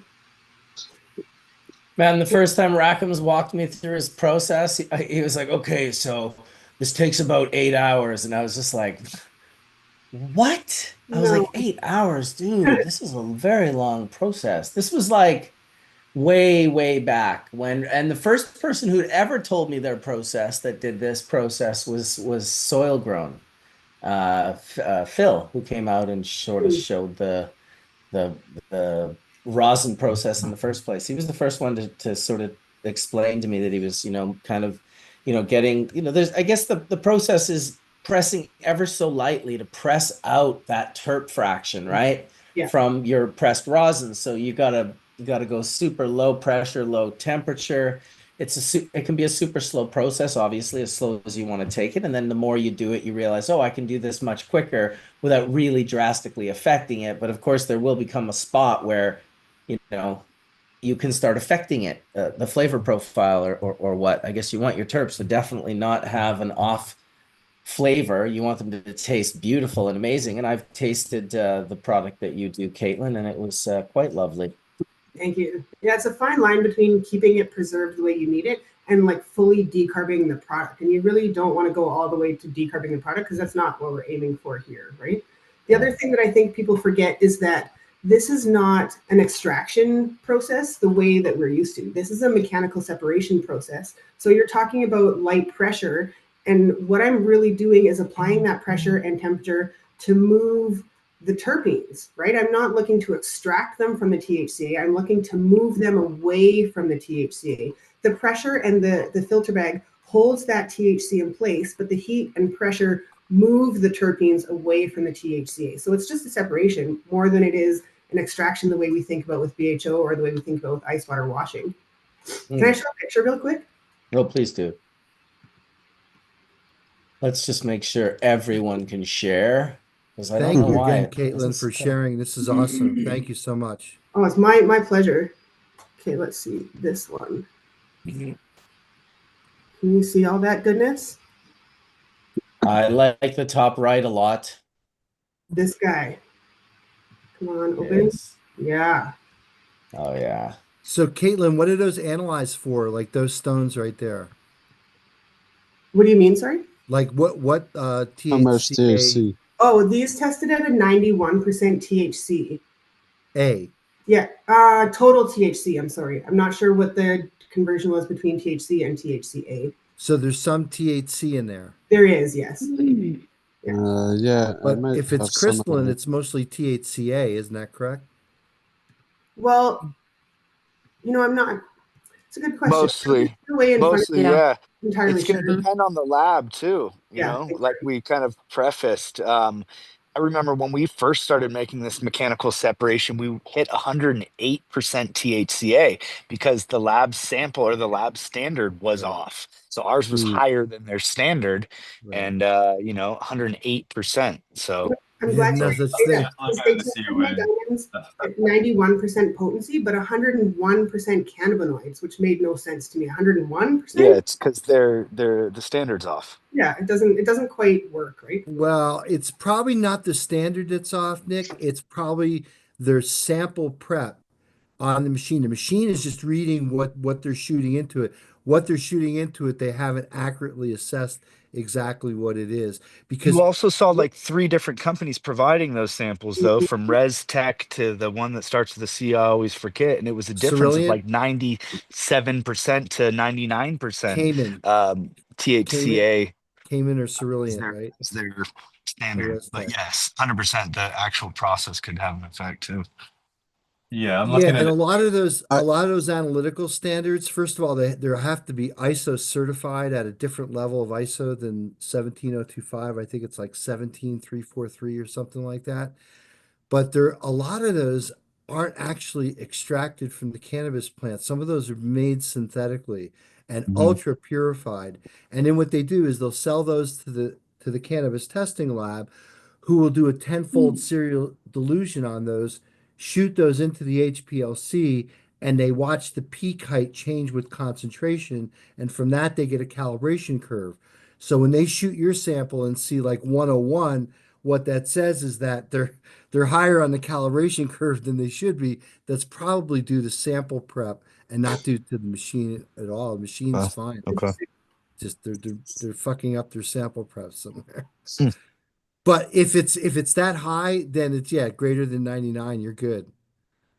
You know. I just found the old test from some of those crystals that we were doing in Barcelona 10 years ago now.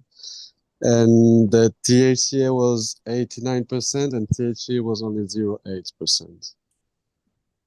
Yeah, That sounds like a proper measurement. makes sense. Mhm. So not so much THC.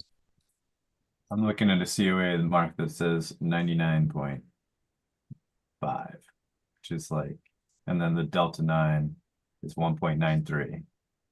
And then CBD is 0.05. So it's the same as 1%. That's over 100%, right? And then CBGA is 1.6. Yeah, it's way over. It's 101. And then I remember calling the lab that day. I'm like, so guys, like, thought we're on the scale of 1 to 100 or 0 to 100.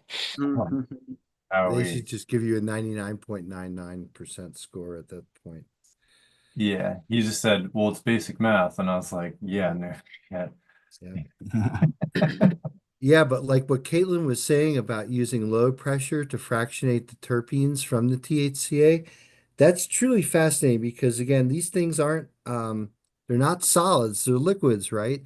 And they're the most volatile fractions. So yeah, if you could push out the more volatile ones and let, the cannabinoids follow, that makes a lot of sense. So I'm really excited that you're doing that, Caitlin, because I think you're going to inspire people in Solventless to go after diamonds now. So Thank you. I hope so. It's a cool way to bring solvent consumers over because there's these big heads that just want to smoke these solvent diamonds because they're so strong and they're so potent, and Solventless can't stand up to that. Well, here, try this 90% THC item. That's exactly what you're used to, but is in a cleaner format, and tell me that Solventless can't be solvent, right?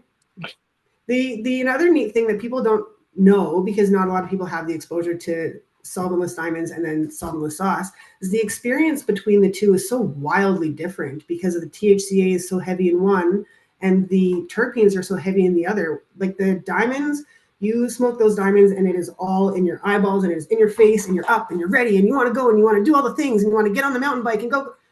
You take the terp sauce and it's like a 50% THC and 18% terps and you're like, yeah, buddy, let's chill out. It is fantastic. It will level people out when they're too stoned.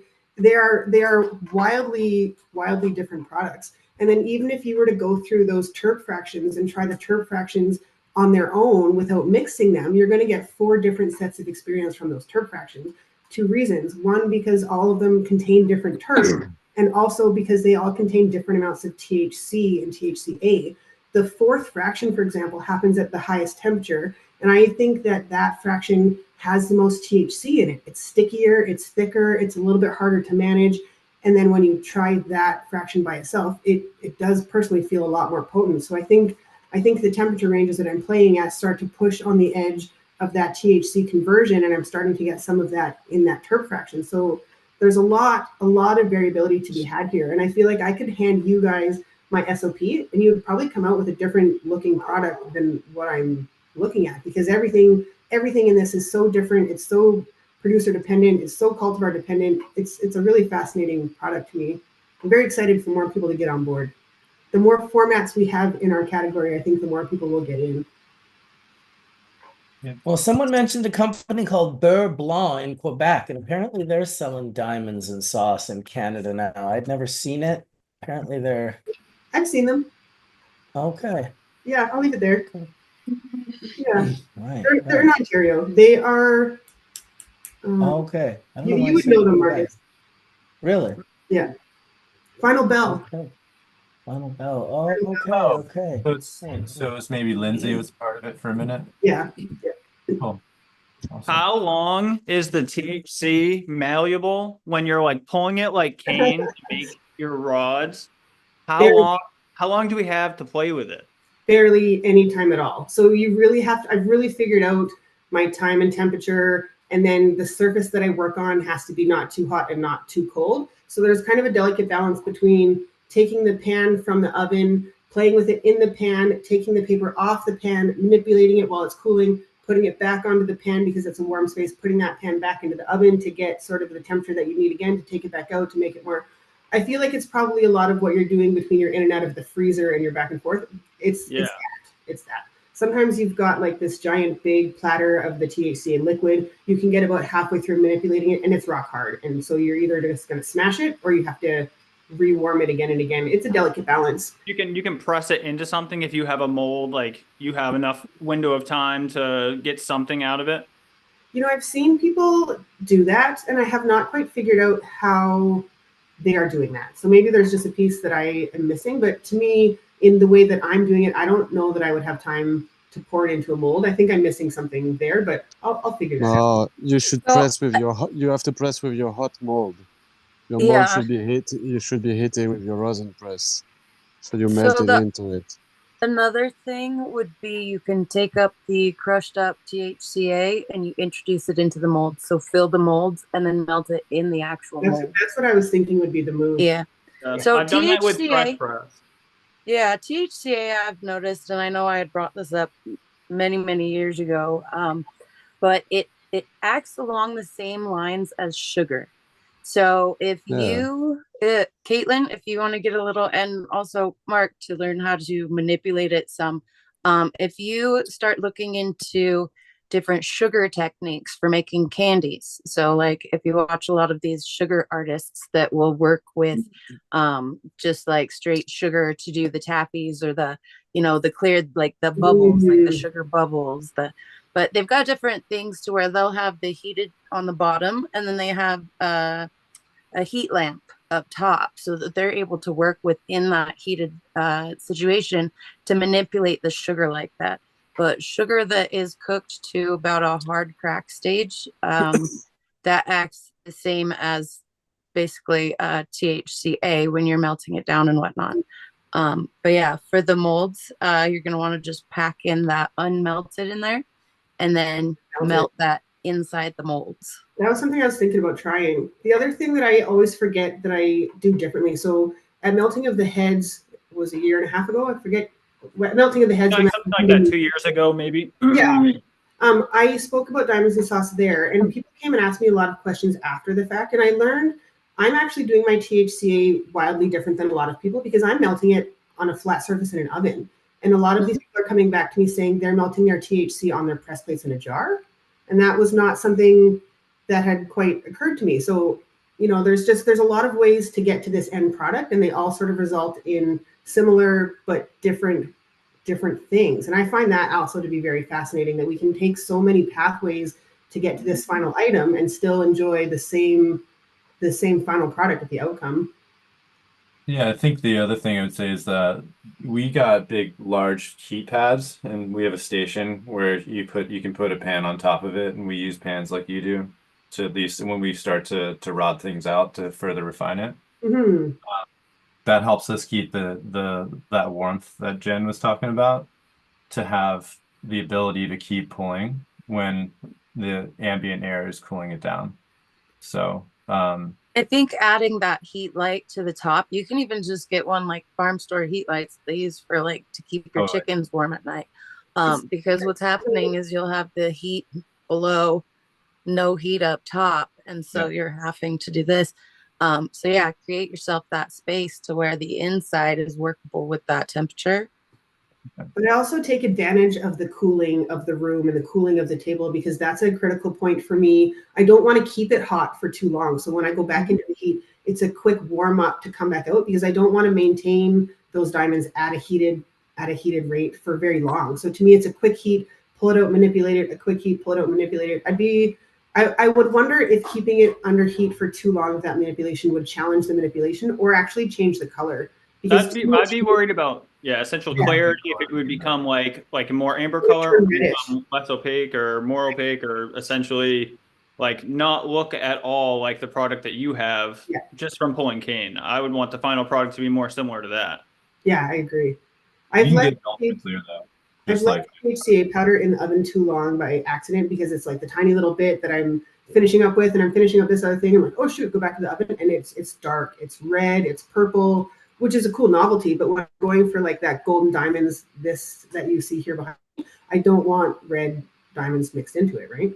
Well, and at that point, it's the matter of decarboxylation, right? Because so you need to just find that appropriate temperature, because it's not about allowing, it's going to be a consistent temperature is the problem, without having that temperature in a situation where it's going to raise, and yeah, if you are heating THCA too long, we're decarbing it, so but like same with like candy, like do a deep dive into candy art and how people are working to manipulate sugars and stuff, because it's the same way with candy will scorch, sugar will scorch as well. I love, like, that's how I treat the resin already. Like, that's how I'm gonna think about it. I want to think about it as like a creative medium. So like I'll be so delicate when I melt it down. I just need raw THCA diamonds that I would then like turn into a dust, fill like basically any form, and then really gently bring it up to temperature to the point where it all became, viscous, and then slowly, obviously, then return that to cold, and then have that, if I had like silicone, then introduce that to cold, so that as I pull it away, the oil itself, like, the oil, basically stiffens up and removes itself from the mold. Fun, delicate dance, that's for sure. Absolutely. I mean, there's nothing wrong with the white THCA that a lot of the listeners out there that are going to end up first with. There's a lot to be said for that first pass there. That holds a lot of, I think, a lot of like volatile organic compounds that are lost when we melt it down, that are not retained through that process. So I think that's another interesting aspect of it too, because it does almost present itself as two different products from the same category. Have you tried dabbing that white powder before? Oh yeah, that was my first. So in Massachusetts, 2018, when we first launched there, that was like one of the first products that sold out. Like I told everyone, I was like, yeah, we can do this thing called THCA. No, I don't know if it'll sell. And I ended up making like only a few hundred or maybe 1,000 units of it. And it was like the first thing that sold out. And I was like so surprised. That's impressive. I was just like in my head, I'm like, everyone just wants an ultra tasty product, but just where we launched, I guess that's really truly what they wanted, which is a very powerful product. Just something to get you really high.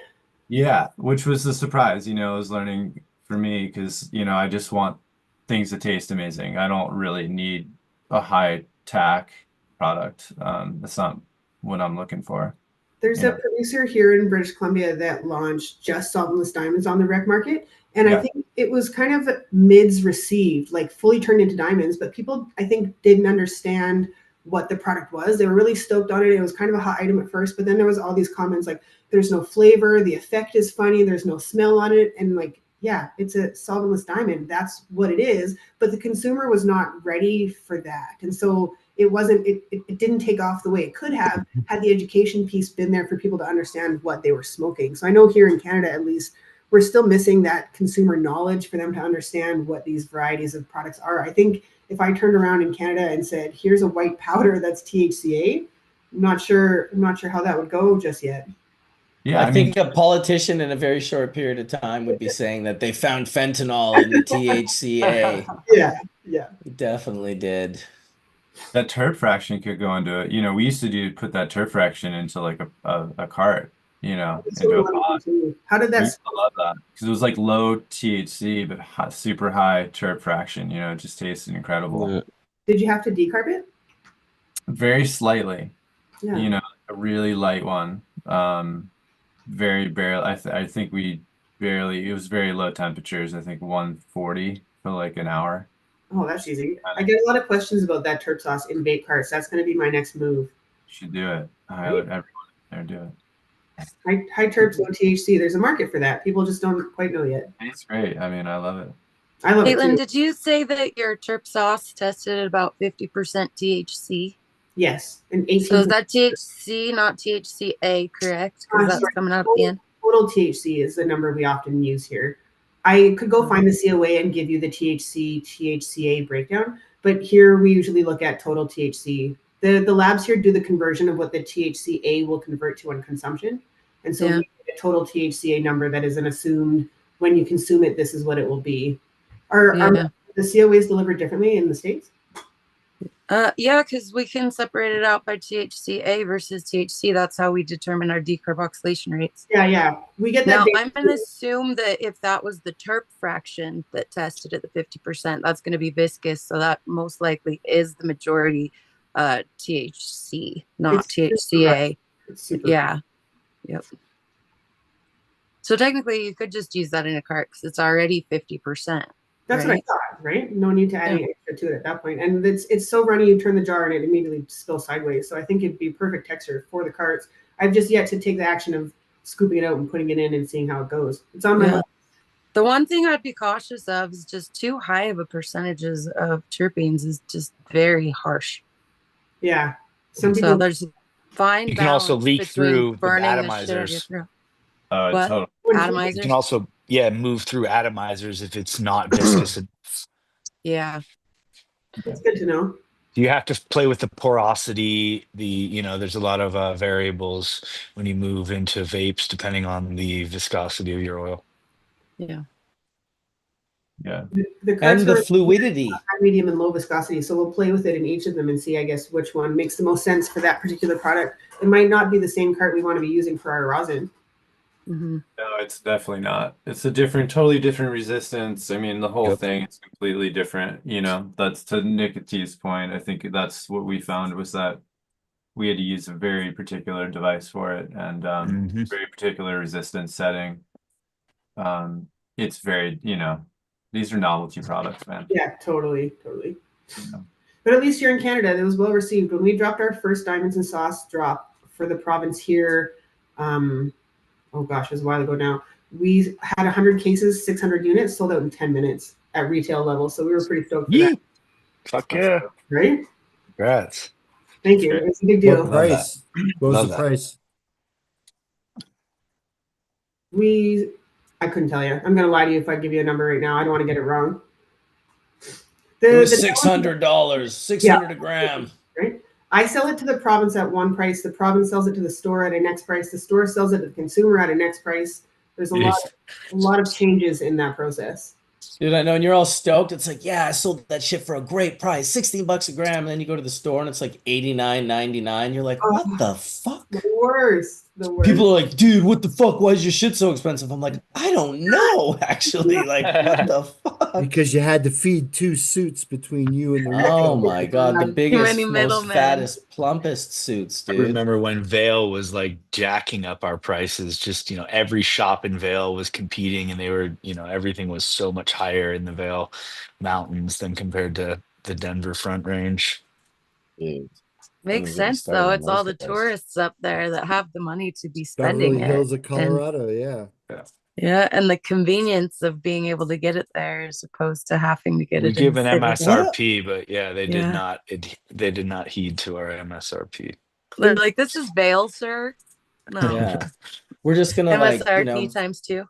rage the customer. It's like, but they're like you're tourists. Like, don't you want to take care of this group? Like, make it so they come back every year. We had Like, a few shops He that likes spending the money, really it's did fine. take care of the customer, and those are the ones that move through product faster and had The tourists were in Summit the- County. Those are the billionaires. Those are the 1%ers. I'm telling you, some of those people have incredible amounts of money.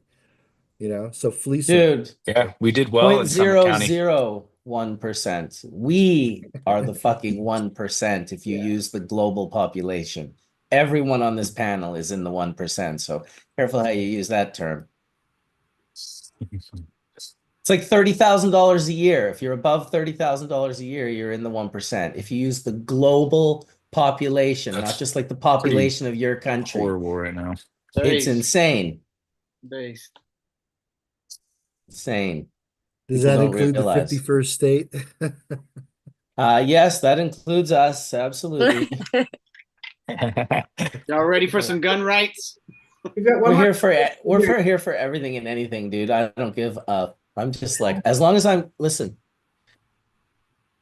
can continue to keep 10 kilos of hash at my house, I'm not going to complain or make waves, but don't fuck around with that Don't tread on my possession hash stash. document. Yeah, the possession document. Dude, that's tread on my hash stash. 4,600 grams, maybe 4,600, almost 5 kilos. Just from my. This is for your me. it's your second amendment, no? It's an important one. I thank Johnny B. Because Johnny B took me to get that here in Canada. That was one of the last MMARs. The people in my group that got that license in the 6 months that I got that license in like 2012 or 2014, whatever it was, we got grandfathered in. Our MMAR licenses, because it had the right expiration date, because we ended up in court fighting the government, and it became this huge thing that John Conroy and Kirk Dussault actually won this court case. Our MMAR licenses, as long as you don't move, because if I move and the address changes, the license is gone, and I have to go apply for the new MMPR or whatever it's called. So yeah, I'm happy to have this old school. I can have 100 plants. I can have almost 5 kgs. And it's mellow and wonderful. And I think everyone should have that. That going. Yeah. You all deserve it. For a short time, I had 2 of those licenses at my house, and I was allowed to have 200 plants. I've seen even one license with that amount, and I was like, wow. I'm like, the whole time I've had this, I don't think I've ever grown. The closest I came would have been like growing clones to produce some plants for outside. On my now under the hemp farm bill, well, in the United States anyways, under the hemp farm bill, clones don't count as anything. So there's now this other fight internally, or protection for us, if you will. That farm bill is unbelievable. Like, it almost seems like whoever wrote that, like, secretly was looking out for the cannabis community, but while also just thinking, oh wow, this will destroy them more than anything. The warring the THCA versus the other folks. I don't know. I don't know why we always have to divide everything, but I guess it is what it is. I got raided once, and I had a whole bunch of. I was under my numbers, but if you added the clones, I would have been in big trouble. But the clones weren't considered plants, so they had to let me off. The clones, yeah, test that shit. There ain't no THC in those clones. So like those plants aren't real plants until the day you harvest them. Those are the same people that make California abortion laws, actually. In Washington, it was if it didn't have roots, it wasn't considered a plant. They had written that in the state law. So, damn. Or wasn't it like under 2 nodes as well? They had it like broken down by nodes at some point, or is that? Yes. So now all that's thrown out the window with the hemp farm bill overriding. Basically, it's a trip. Crazy. Yeah, it's crazy. Even when I first heard it, I was like, that can't be right. Like, they could not have allowed, it can't be that simple that they made this mistake with THCA and THC. And then I thought, wait a minute. Yes, it is. What did the guys say? Do not attribute to malice, which can be ignorance. Yeah, in Washington State, they knew that loophole existed during medical days, and they had like a midnight session, and they closed that loop, and they basically said THCA and THC are the same. But because federal law trumps all that with this hemp thing, I think even in Washington, it's ollie oxen free. Yeah.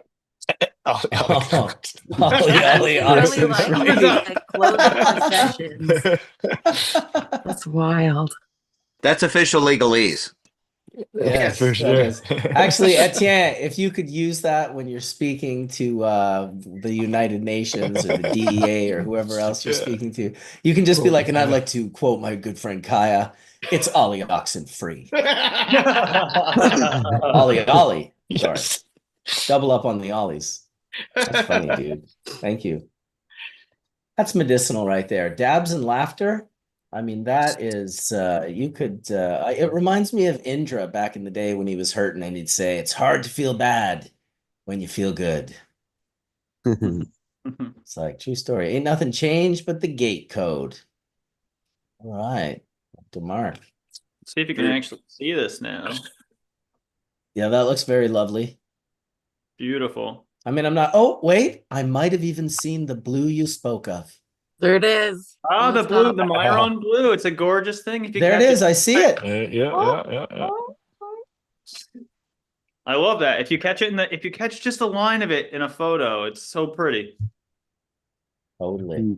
What do you guys think about photographing in white jars? We made the decision for myself to go with white jars on the market. What are your thoughts on photographing in a white jar? They're cool.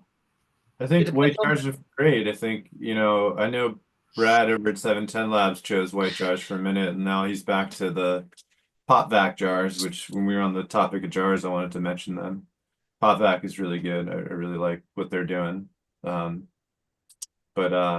But yeah, I think white jars, they're a little harder to shoot, just because they have, need more what's called flagging, which is just over top, literally white duvetine flags to kind of block light so it doesn't cast hard shadows. But they're great. Do you like having them in your lineup, or was there a choice behind it? We flip-flopped between the black jar and the white jar, but like I do solventless diamonds of sauce, right? And as soon as I put the sauce into the black jar, gone. You couldn't see anything. So the obvious choice was the white jar.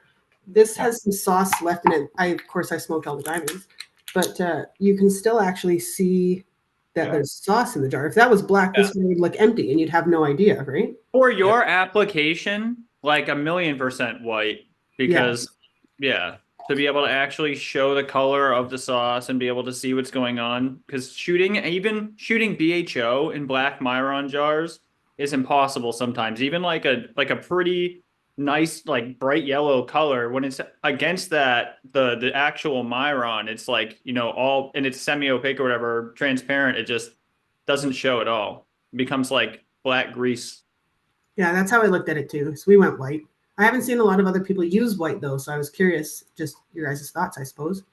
We're about to use white in New York. We have a white and black line that we're about to drop. So, I like the clear too for water hash. I think Marcus is right. I agree.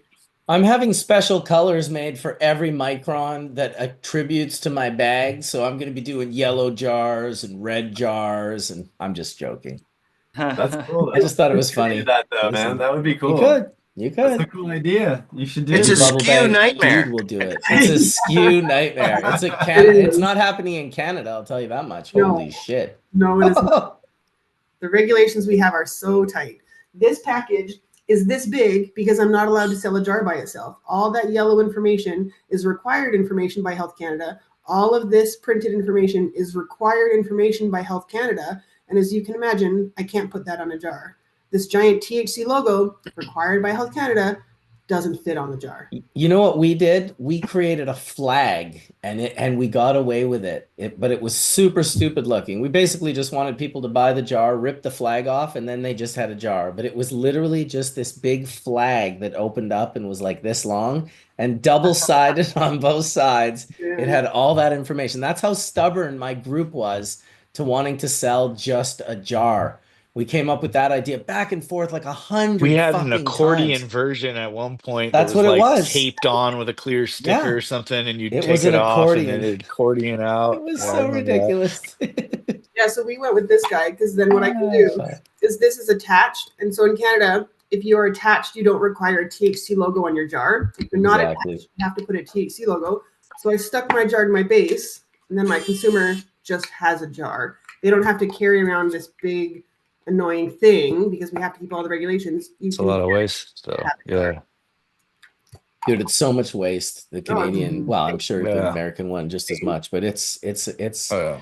then again, if the Canadian cannabis is such a waste, I'm sure that almost everything we're doing is recently they've done this a few times in Canada, but they basically, these guys were like, I don't think they're recycling the recyclables. And he's like, I'll tell you what we're going to do. We're going to go buy like a giant like tonnage of recyclables, put a GPS tracking unit on it, take it to one of the 3 places that deal with recycling in BC here, and then we'll see where it ends up. And it was like, it ended up in the Philippines so fast. It was like unbelievable. Like they just literally shipped it to the Philippines because they'll burn it there. They can get away with burning it. And I was just like, oh my God, this is the most fucked up, crazy thing ever. Like it was something like 5% of Canadian recyclables get recycled. It was a really like insane, like look into it where you live. It's disconcerting, as most things are, because humans just tend to want to be shitty. If I guess it's easier or something. I don't know. It's harder to be good, but try to be good, because being shitty is, well, it's shitty. Burning plastic in other countries seems like it seemed like that'd be a stain on your country's name, you know, where you'd be like, oh, we can't allow that. Like, anyway, back to hash making. Sorry to bring us into burning garbage, but sometimes that's how it goes here on Hash Church. People are like, if we curate a show, how will the conversation go? I'm like, it'll be full chaos. There'll be no controlling it, and anyone can say anything. Is that I don't know if I don't know if we've talked about this, but you know, again, where all those fires were down in LA, and all those homes burned up, you know, a lot of the materials that are in the upholstery and, you know, curtains and shit, all that stuff is when it burns, it leaves a toxic soot behind. And you know that there's a lot of cannabis that's produced down in Los Angeles. So, I mean, you got to wonder at some point, you know, when air quality becomes compromised like it did during that fire, and even in the aftermath of the fire, I mean, all that stuff is still there in the environment. And I don't even think that they're testing for it anymore, because they really don't even know what to test. There's such, you know, when you have that level of destruction, so much stuff is burned. But you'll know that, you know, when you burn certain plastics, it does leave a soot behind. And that soot certainly can be, you know, an environmental toxin that could probably be in cannabis and, you know, cannabis products. So it sucks to That's think where we about. look to the fungus, my friend, because you just know without even knowing that there's a fungus that'll just eat that shit up and fart out the smells of strawberries. Long live the funga. I didn't expect that coming. Okay. Long live the fungal farts. Long live it, Etienne. Long live it. Yeah, we got to Traversing find the fungus to eat those forever molecules is what we got to do. I guarantee you they will be here. If they're not already here, they're probably trapped in cosmic radiation pressure, traveling through space right now, trying to get to Earth as we speak. Mushrooms will definitely eat it eventually. Exactly. Yeah, there's no avoiding it. We're all getting eaten by mushrooms eventually. And I'm here for it. I am here for it. I wasn't when I first found my first cordyceps insects in behind my house, just walking through the forest. I found these little like beetles, and they had like mushrooms growing out of their heads. And it was kind of before I knew about cordyceps. But I still thought, ooh, what a nightmare. Like, man, holy shit, imagine mushrooms getting into you and just growing out of your body. I am very glad that we don't have that problem. I mean, there's candida and there's definitely arguments that could be made, but something freaky about having a big old mushroom just bloom out of the corner of your nose or your eye. That would be no bueno. There's still tomorrow. Yes, there's still tomorrow. We could get there. Science fiction. Well, and probably there's someone on this panel that has athlete's foot. That's, you know, that's a fungal infection. Anyone want to cop on the panel here to have... I have athletes.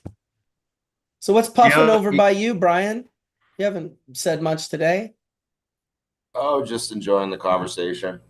I whipped up a little bit of some freshly cured melt actually right here.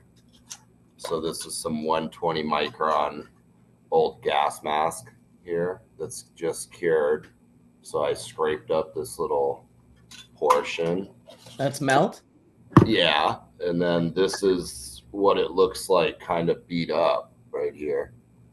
I just did this a few minutes ago, like an hour ago, actually. Nice. But yeah. What's the texture of that if you were to go to cut into it or squeeze it with your finger? This God here- forbid. Frenchie would squeeze that with his finger all day long. I think God bless you, Frenchie. Back up a little bit. Oh, oops. I dropped some there. It stiffened up after. It still has to be beat up a little bit more. But if you can see after digging into it a little bit, and I can press into it. Let me see. That might help to explain it too, like matted into it. Yeah. Wow. Yeah, it's just cured by a few days. Just whipped it up here. I didn't use any heat up front on this one. I just went room temperature from freeze dryer. This is a second wash, 120. So I just went right to the jar and no heat or anything about room temperature whip up or movement on it. And yeah, so it can be beat up a couple times. From there, I just basically shave it down from this hard jar here, give it a little shave tool, and then just kind of beat it up after that, get it soft and greasy, and kind of pick whatever texture you want to go with from there. Some cultivars can definitely go like super greasy, soupy greasy.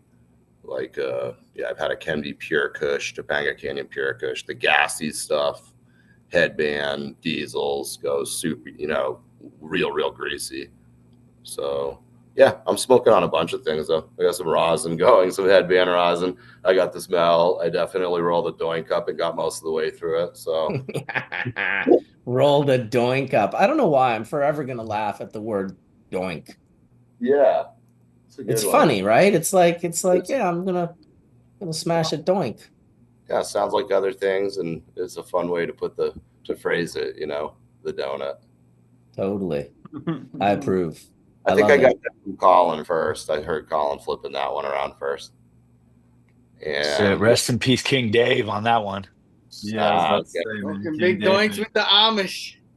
Big doinks on the Amish, baby. Yeah, that's awesome.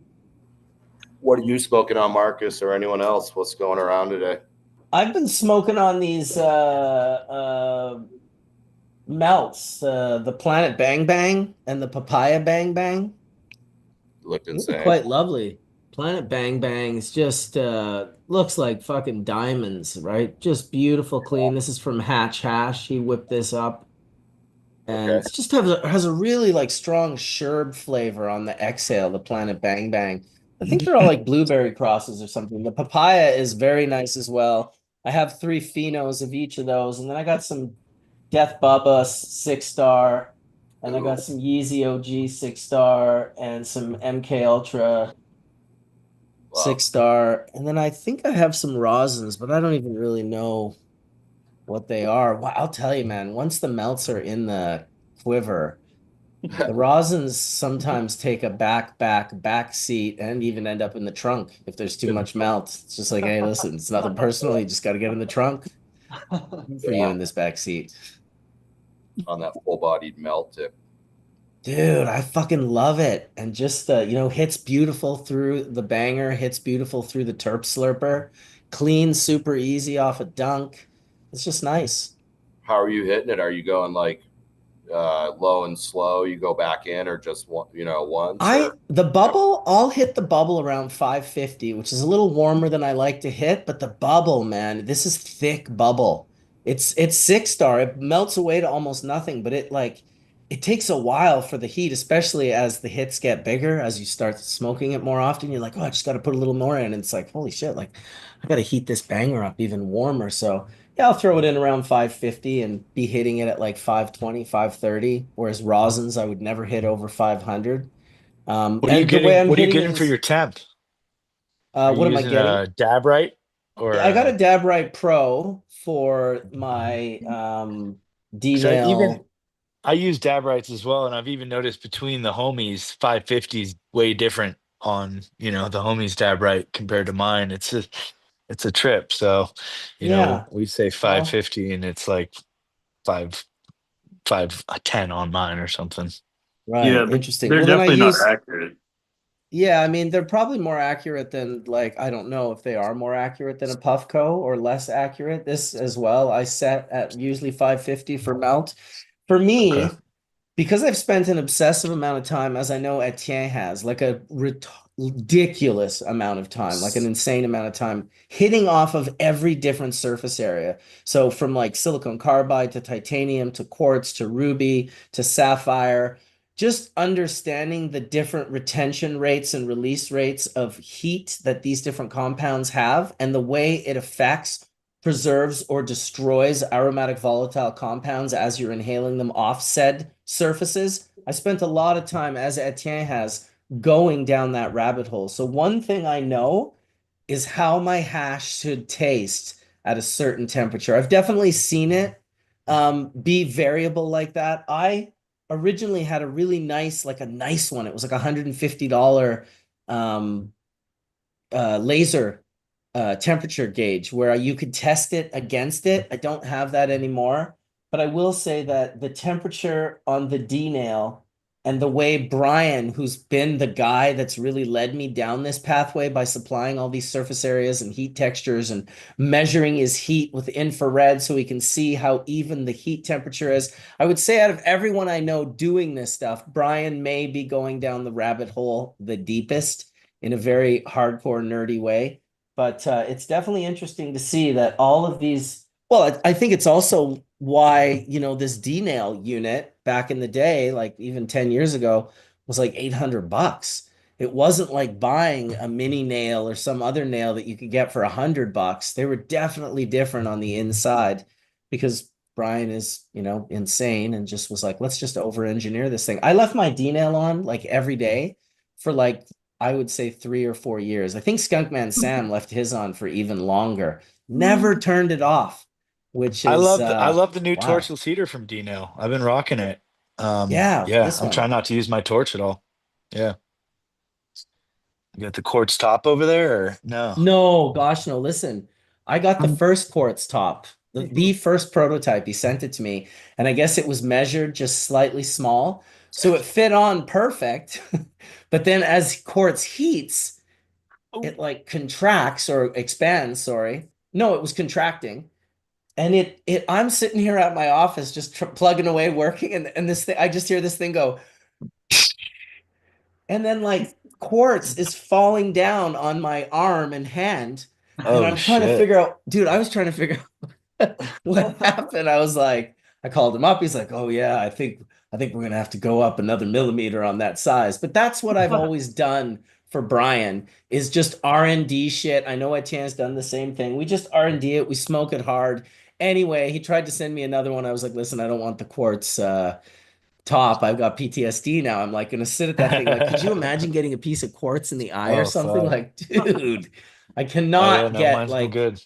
the whole reason I use this thing is because it's like safer than a torch. I love not having the sound of a torch. Like right now, as we're talking, I can have my banger getting heated up and it doesn't have that sound that in the background. So Just so we're yeah, correct on the physics, heat makes things expand, right? right. Expand. Cold Sorry. makes things contract. Yes, Okay, thank you. let's get So the it physics must, right. the weird thing is though, yeah, I'm sure it was expanding. This is the weird thing. It fit over top, Yeah. not inside. But it still expanded and somehow broke. But there was nothing on the The outside metal keeping probably it from expanded expanding. slightly. Well, Yeah, if you maybe. Metal. if you have different Maybe it temperatures expand. Maybe it and broke when part it of it is cooled. expanding, but part of it is not expanding, that's where you get the strain and it cracks, right? Yeah, this didn't crack, it exploded. And I Well, suspect yeah. what it must have done is it was fine when I heated it up. I probably turned it off exactly, nicotine. I probably turned it off and then it cooled down. And as it cooled down, it was probably just getting tighter and tighter around the base of the or the top of this unit. Either Ah, way, it's a great unit, and that was one moment in time, and I I don't want love to it. sully the good name of D-Nail. I do love this unit. Yeah, no, I love it. It lets me know what my hash should taste like. And I will say, surprisingly, like if I hit the same hash that I'm smoking out of this at 550 off quartz, If I hit it at 550 through this, it's very, very close to the same flavor profile. It's not far off. So, you know, that's kind of how I judge it. That's how I judge it. Anyone down for a dab? We got about 20 minutes left before we shut her down, which is probably a perfect time for like 10 new people to come in, start us down the super deep rabbit hole of conversation. No, that was last week or the week before. Just to throw this into a different thing, your story of that exploding and having the PTSD about it reminds me of the first and last time that I had a ceramic metal halide bulb explode on me. Yeah, while I was in the room, it was terrifying. It literally exploded. I never ran those bulbs again. Yeah, anyone that's ever been, just the sound of that, the pop and how loud it is, it's scary. It's awful. It's awful. And those bits, those shards of glass are so hot. Like I had like linoleum down on the floor and it burned through the linoleum. Like I was lucky that I had actually just moved away from that space. So it just, I think I ended up with like one or two little scratches, little burns, but most of it like took out my entire veg that was right under that because it was just, and then the powder, there's like a powder in it that comes down too. Anyway, that happens once and you don't tend to want to go back to that situation. No, for real. That's hardcore. I can't believe you made it, Mike. What up, guys? How you in the guys doing? house. Sorry for being so late. Dude. I almost missed it. Thanks Dude, to I'm Kaya. glad you made it. Maybe we could finish it off with some of your like insane Barcelona stories, dude. Like I only met Mike fairly recently in the last year or two. He crushed legends with his full melt, showed up like a fucking class act, giant ice cubes, like proper cubes, you know, keeping everything cold supply chain his shit through the whole contest, crushed the Barcelona legends, crushed everything. I think he crushed Matt. I think you won like 2 or 3 or 4 contests while you were there. And then we ended up bumping into each other in the hotel when all of our flights got canceled out of London. So we ended up having well, I'll let you tell some of the stories, dude, because that was pretty good times, man. Yeah, You gotta that was a crazy time over there in London, man. I still won't forget that time that you talked us out of the security guys coming to our room as we were dabbing in the room. It was crazy, man. Dude, did you hear what I was saying? I can promise you, they are absolutely not consuming cannabis in that room. We have like the freaking disorderly conduct just set up right there, the rig right behind my leg. It was crazy, dude. It was a crazy time. But yeah, back to Spannabis last year. I came out there for 4 different competitions, and it was for the Masters of Rosin, Eagle Clash. I think I was doing the Dabadoo and some other competition I forget. However, I came out there with all my entries, and I got pulled over in a rental by the police out there, and I got caught with a bunch of my entries. However, yeah, I had left a melt entry, a backup melt entry, for Eagle Clash, and I ended up pulling my entry from Eagle Clash because Brandon had hit me up. He was like, "Dude, I can't make it out there. I need you to help me with the tables." So I ended up hosting the competition, and I used that entry, the melt entry, which was the Zebu full melt that I won with at the Eagle Clash in Mendocino, and then I entered it in Legends of Hash, which was with you guys, and ended up coming out first place. I think it was against Rosin too, was it? It was You Rosin had and Melt. You had Melt. Yeah, but it was Rosin and Melt in the same category, I believe. It was, yes, exactly. Yeah, that was It crushed crazy. everything. It crushed It was everything, insane. dude. It was so good. But yeah, tell the story about like, because I remember I was like, at one point, I was like, dude, what happened to your hair? It looks like you got like someone clipped you with the clippers. Oh man. So as I was in there, I got locked up for all these entries and like, dude, um, thanks to Terp's Army Lorenzo, he had hit up a lawyer to help me out, get me out in there, and so the way I was able to get out was I had to say that all this hash that I had was for personal use, and the only way they were to prove that was to take hair samples from like a hair follicle test. And when I took the hair follicle test, I was like, "Oh yeah, it's cool. I'll take a little fucking, you know what I mean, a little hair here and there." And as they're taking my hair, dude, they fucking just took off like fucking big ass fucking chunk right here and right here. And that's why when I showed up, I like had these fucking bald spots in my head.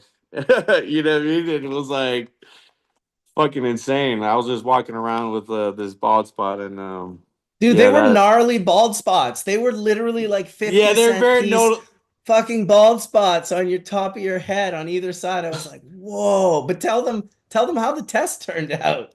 Oh yeah, it turned it out. Yeah, I had a lot of hash in my system, which was a good thing.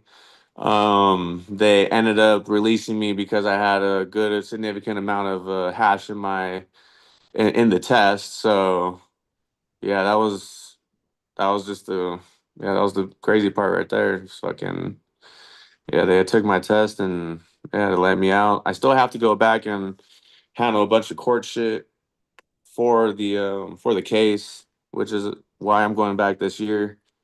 Um, other than that, man, fucking it was a wild ride. I fucking came out there for some competitions, got locked up, got out, took first place at Legends of Hash, fucking came back home, you know, made it back home. It was good, you know. Dude, even the way you made it back home, like even the hotel and us like trying to figure out how we could dab. And that's the other thing. That was like a 30 to 45-minute long, like, oh, I've got this. Oh, it won't work. We're in London. Oh, wait, I have a converter. Oh, wait, it's the wrong converter. Oh, wait, I might have a plug that fits into that thing. Oh, wait, no, it's the wrong plug. And we just kept going through all of our suitcases Oh and my bags, god. trying to figure out a way to make it work. And then when we finally made it work, this stupid fucking hotel, dude, there was this weird like wall behind the wall, and it sort of recirculated all the air from all the rooms. And so us just being like, let's get high, and we like blasting these fucking massive rips of like this the Z booth and like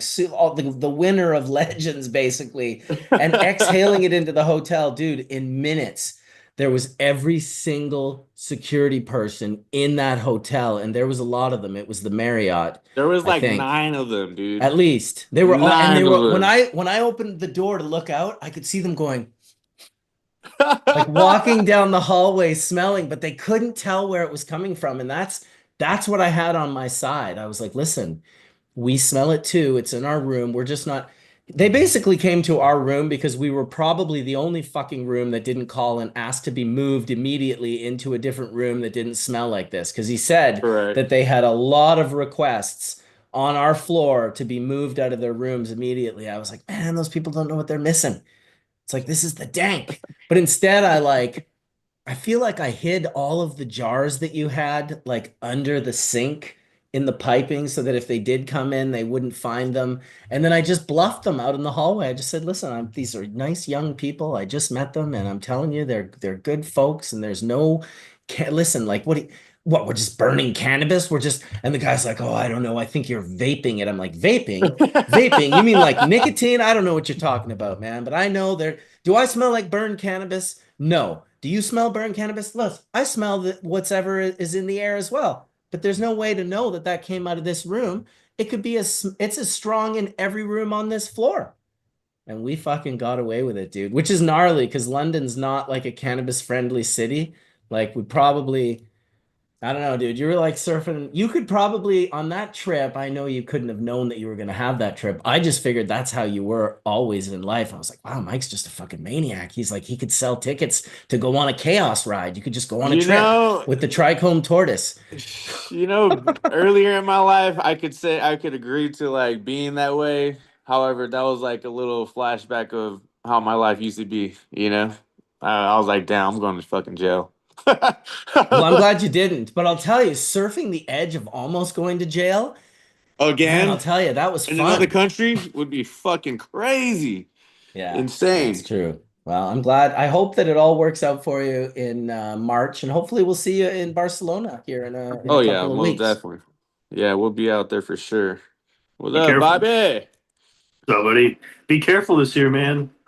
Yeah, for sure, man. Careful. I'm definitely Be careful on every that. year. Hey, Of Bobby, course. why don't you tell Mike our story of when we first met in Barcelona? Man, that was crazy too. I don't know. You might just carry like crazy aura. You know what I'm saying? Like It's he pulled possible. up on a motorcycle, and I just got out of a cab. I was like, "Oh, that's really cool. That's Bo, man." I hadn't even met him yet in person or anything, so I walked up and said, "What's up?" And we went to go find a place to go puff. Walked up these stairs. We were waiting for everyone to get to the restaurant for this master's dinner. And I fucking left a bag of like 56 grams of random jars of rosin in the cab. And I was like, shit, dude, I don't know what to do. I'm on some weird app. And he was like, just hit him up and see, like it hadn't been luckily I realized rather quickly because I had nothing to pull out and smoke. And so I hit the guy up on the app, and dude, luckily he turned around in like probably 5 or 10 minutes or whatever, and brought me back that massive bag of rosin. It was like not even like a backpack; it was just like a little bag with nothing but like 20 jars of rosin in it. So if he would have just opened it, you know what I mean? He would have. 20 jars of rosin. Dude, I thought it was your stoked or Masters of really Rosin upset. entries. I thought it was all 64 of your Masters of Rosin entry. I'm pretty sure that the pelican of that was in there too. This was just like a fucking my bag of hash that I had accumulated from Slay and other people on the trip out there. So it definitely had all of the entries and some random rosin in it. But dude, the we man were brought puffing back. it. We were Yeah, puffing he it brought it back. minutes That was later, crazy. dude. He brought it back, and we shared a nice puff on the stairs right And then before I dinner. said to you, I was so happy that you got your hash back because I just didn't want to meet you that way, Yeah, And bro, then that would've been a bummer. funny enough, days later, I would meet Jolly Roger in a way that I wouldn't want to meet Jolly Roger. I'm so happy to be cool with Roger now and be on like Yeah, a better like that is great because that was an interesting interaction, and it was an anomaly, dude. there was no harshness going on whatsoever. It was just like a very off timing type thing that happened, So Oh, I felt terrible, dude. it People was kept a going jolly. like, dude, he should have gotten so mad at you. I'm like, bro, I coughed in his face. There's a big Like, size difference between the two, so it was something that was so unintentional. When someone's a lot shorter than you and they cross paths, it kind of seems like that, but it was a well, crazy interaction. And I give a positive shout out to Jolly Roger and Puffco. Yeah, They're no, they're our sponsors today. They're super supportive and awesome, and I'm so glad that I got past that most insane. yeah. I don't think that's I've great. ever offended a person faster in my entire life. Like that was under 2 seconds. You were there. You were the witness. It was under crazy. 2 seconds? My jaw was on the floor, I'm sure, and I looked crazy. But all of you all looked crazy.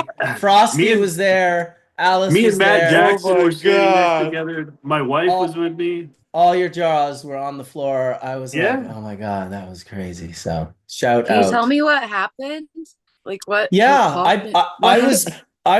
I was taking a puff. I can't remember who was right next to me, but it was someone that walked away. And I don't remember. I know Madison was there, and I know me and Matt, my wife. I don't you remember wouldn't who else was remember there. this person because this was the person that left that created the hole in our little circle for Roger to slip in. For Roger to come and hang out into. And I can't remember. It was like one of my buddies or something. And he was right beside me. And I was like leaning over, hunched over, taking a big rip. And Well, tell them what you were smoking it through too, though. Oh yeah. I was smoking it out of the Legends Carta. There's all these like long there's so drawn many. out. There was so many layers to it because and I can't even get into Oh all of my it. But God, basically that it was is just so I crazy. basically just I turned around because I thought my buddy was not there. Someone was walking up on this other side. I just turned around and like coughed out my dab that I just took. And I really did it like in his face. Like, it was terribly rude and bad, and he was upset about it. And I was not reading the room the right way. I was thinking he was kind of being like dry sarcasm humor. And I sort of, yeah, it was like totally, I apologized a million times. In the And end, then like he I saw the said, Carta and it was like 10 times worse. Or well, I mean, to me it was, you know what I mean? To me, it was all on top of that, just this really, Yeah. and then I imagine Bobby and Frosty all kind of being like, oh, these are two people that would totally get along, that are like having this Yeah, it was bad, crazy. just having this bad experience. So I am very happy to have a good experience with Roger. I hope to be a part of their jar check in Barcelona this year. In the least, I'll go and hang out. But I definitely told him when he was on Hash Church last that I really was inspired by the jar check. I think that's an awesome event. Super cool. Great way to popularize the processes and the end products, and bring people together and bring other people together that are like, I just want to go see the rosins and the hashes that are showing up at these jar checks. Because it's very much, it's funny because I listened to this book by Wayne Gretzky recently. I'm Canadian. I'm an old hockey player. I love Wayne Gretzky. Back from the 80s when he was winning all the cups with Edmonton. And he's talking in his book about, the best hockey players are also players that try to build the game, because hockey doesn't hold a candle to NFL football and baseball and basketball. These are massive American sports, football in Europe. Hockey is so much smaller. So they've always really needed to build the game of hockey. And I feel the same thing with being a hash maker. Companies like Puffco that are out there trying to normalize, make equipment for dabs, trying to normalize. I mean, listen, we knew years ago people were not going to be getting turned on in the future with giant blow torches and, hot bangers and stuff. Like, we had to like soften that edge, that hardcoreness of getting a dab in. And so I have a deep appreciation for all of the people on the panel, all the people that have pushed and built the game, if you will, of hash making and cannabis growing. And just I would surmise that the game for me is everything. It encompasses recreational, it encompasses medical, it encompasses preventative, it encompasses all aspects of growing and processing, and it even encompasses the business side of it and the business end of it, of building a brand, creating economic viability, creating consistency, understanding environmentally safe packaging. And there's so much that goes into it. So I tip my hat off to all of you, the people that are promoting the game, the bubble ambassadors, the ambassadors, if you will. I always call the hash makers the bubble ambassadors, but That's there's many great. different Bubble kinds that are, ambassadors. I've always yeah, called them solventless soldiers, so that's great. I hadn't well, heard that's that awesome too. one. The It's, solventless soldiers. That's awesome. bubble I'm really glad to. ambassadors. I like that. Yeah, you got to have your ambassadors out there building the game. And so when I met Mike for the first time, I was like, oh, dude, I just like everything about this guy. He's just an absolute full-blown chaos turned to 10, full melts, just like ripping massive dabs, just like going 100 miles an hour, winning every contest. He's just like, I tried to get him a trophy. It took me so long to get him a trophy. He won like 5 other contests in the time that he won the contest that I owed him the trophy for. By the time I actually got him the trophy. Now, in my defense, he bakingly sent me his address to a house that he moved out of. But we got it back, and we got it to you. We got it. We got the trophy. That's the important part. That's awesome. Very cool. We got 5 minutes left. I don't know what everyone wants to maybe have one last rip a dipple. I think I'll hit the Mothership. Shout out to Scott Deppy and the crew at Mothership for just always pushing the levels. Puffco actually did a cool video. I don't know if you guys saw it, but they did a cool little video on Mothership and the pipes recently. It was like a premiere. It was only about 4 or 5 minutes long. And I'm sure you could probably find it on their YouTube channel. But if not, I will find it and put the link in the description of this hash church here. And thanks, Yeah, I everyone. think that for was from showing their up. trip to Portland recently for the jar check. They went to Seattle to go see mothership and everyone, and then came down to Portland to do their little jar check. How So did that they was like really your cool. jar? I personally wasn't able to go. I was on the road down to go to Ego Clash, so I know some of the people that are here in town brought jars of mine up to them. So Oh, it happened in December. What's that? It happened in December, early December. Yeah, it was like the day before Ego Clash, and I had to come down to bring all the yield bags a little bit early, so I drove down the day before. So I wasn't able to go personally, but I had just done a collab with a buddy here in town, and I know he brought some of his material, some finished jars up to him for that, so they at least saw some, yeah. Nice. Little mini flag for me. Hell yeah. Take Yeah, that I've got my shit. thing heating up. I'll go grab it. Hey, do you mind if I do a quick show and tell, Bubble Man? Show and tell her. Let's see it, man. All right, let me get to this. Sorry, you got me mid dab. Yeah, I'm just gonna do No, absolutely not. it. It's unacceptable. So, since y'all will not be at the United Nations, I wanted to show you the display. This is the first time we've had a cannabis display on the floor. We're also going to have live plants. This is the 100th centenary of prohibition in the EU. So we're making the world leaders aware of that. So this is, of course, the Cannabis Embassy. This is sponsored by Fields of Green for All, who is a non-governmental organization, and our friend Myrtle Clark and them out of South Africa. And yeah, so this will be it's a 2x3 meter, has displays, and this is basically educating people about cannabis. There's my group, Veterans Action Council. So Secrets is there too. So it shows cannabis and hemp, talk specifically about it, gives a brief understanding for people, because these are, again, our world leaders, so they're not really well educated on cannabis. Then we got some sexy colas for people to see, because the plants that we have are not going to be flowered. And then Her Many Voices, and then Fields of Green for All, and of course the Cannabis Embassy. We're putting this on. And our friends Kenzie and Fareed went to Geneva and actually smoked outside of where the treaty was signed 100 years ago this past week, and which of course included cannabis. And again, this is just information to make people and world leaders aware of the disparity and why plants should not be part of the treaties and made illegal. So oddly enough, we're set up next to a drug-free world.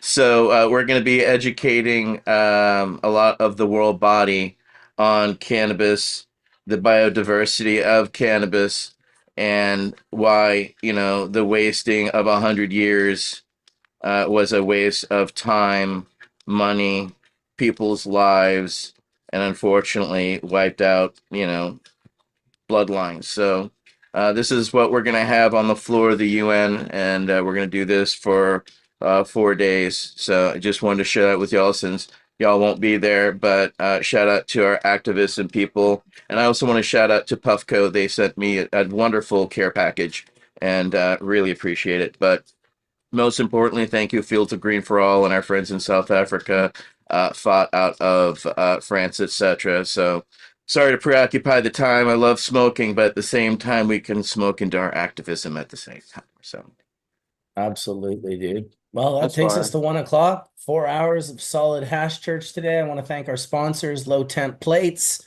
Give thanks to those guys and the Mini Osprey. You use a Mini Osprey, don't you, Bobby? Yeah, I use all low temp equipment. I use their presses, the Osprey, the Mini. Yeah, you got good, and you quite love the equipment. They've been working out for you. Obviously, you're another guy that just wins contests consistently. Yeah, I love it a ton. I mean, the most recent Legends I won was Melt that came out of the Osprey and out of the garden here that I felt very confident in, and it ended up placing first place at that. So it definitely does good work. Is it hard to clean? Not really, not at all. No, we can clean it out really fast in between runs and even at the end of the day. Okay. So no, it's quick and easy to clean. I've been checking out other options, so I know that you've got a new option, like for a micro washer as well. So that would be cool to check out as well. Yeah, absolutely. I use all sorts of equipment myself. We definitely have Ospreys and Hashtechs and Whistler Technologies. There's a variety of different equipments. Yeah, I checked out the Hashtag mini option when he had one out at Ego Clash, and that thing was really cool too. You know, if you're doing the really small little pheno runs or something, that thing would be great. Doesn't take up much space at all either in comparison to the mini. Yeah, absolutely. Then you can go down into your 5-gallon and your 1-gallon bags. Then Buddy's got his little dial. That's pretty cool too. The little for sure resin dial.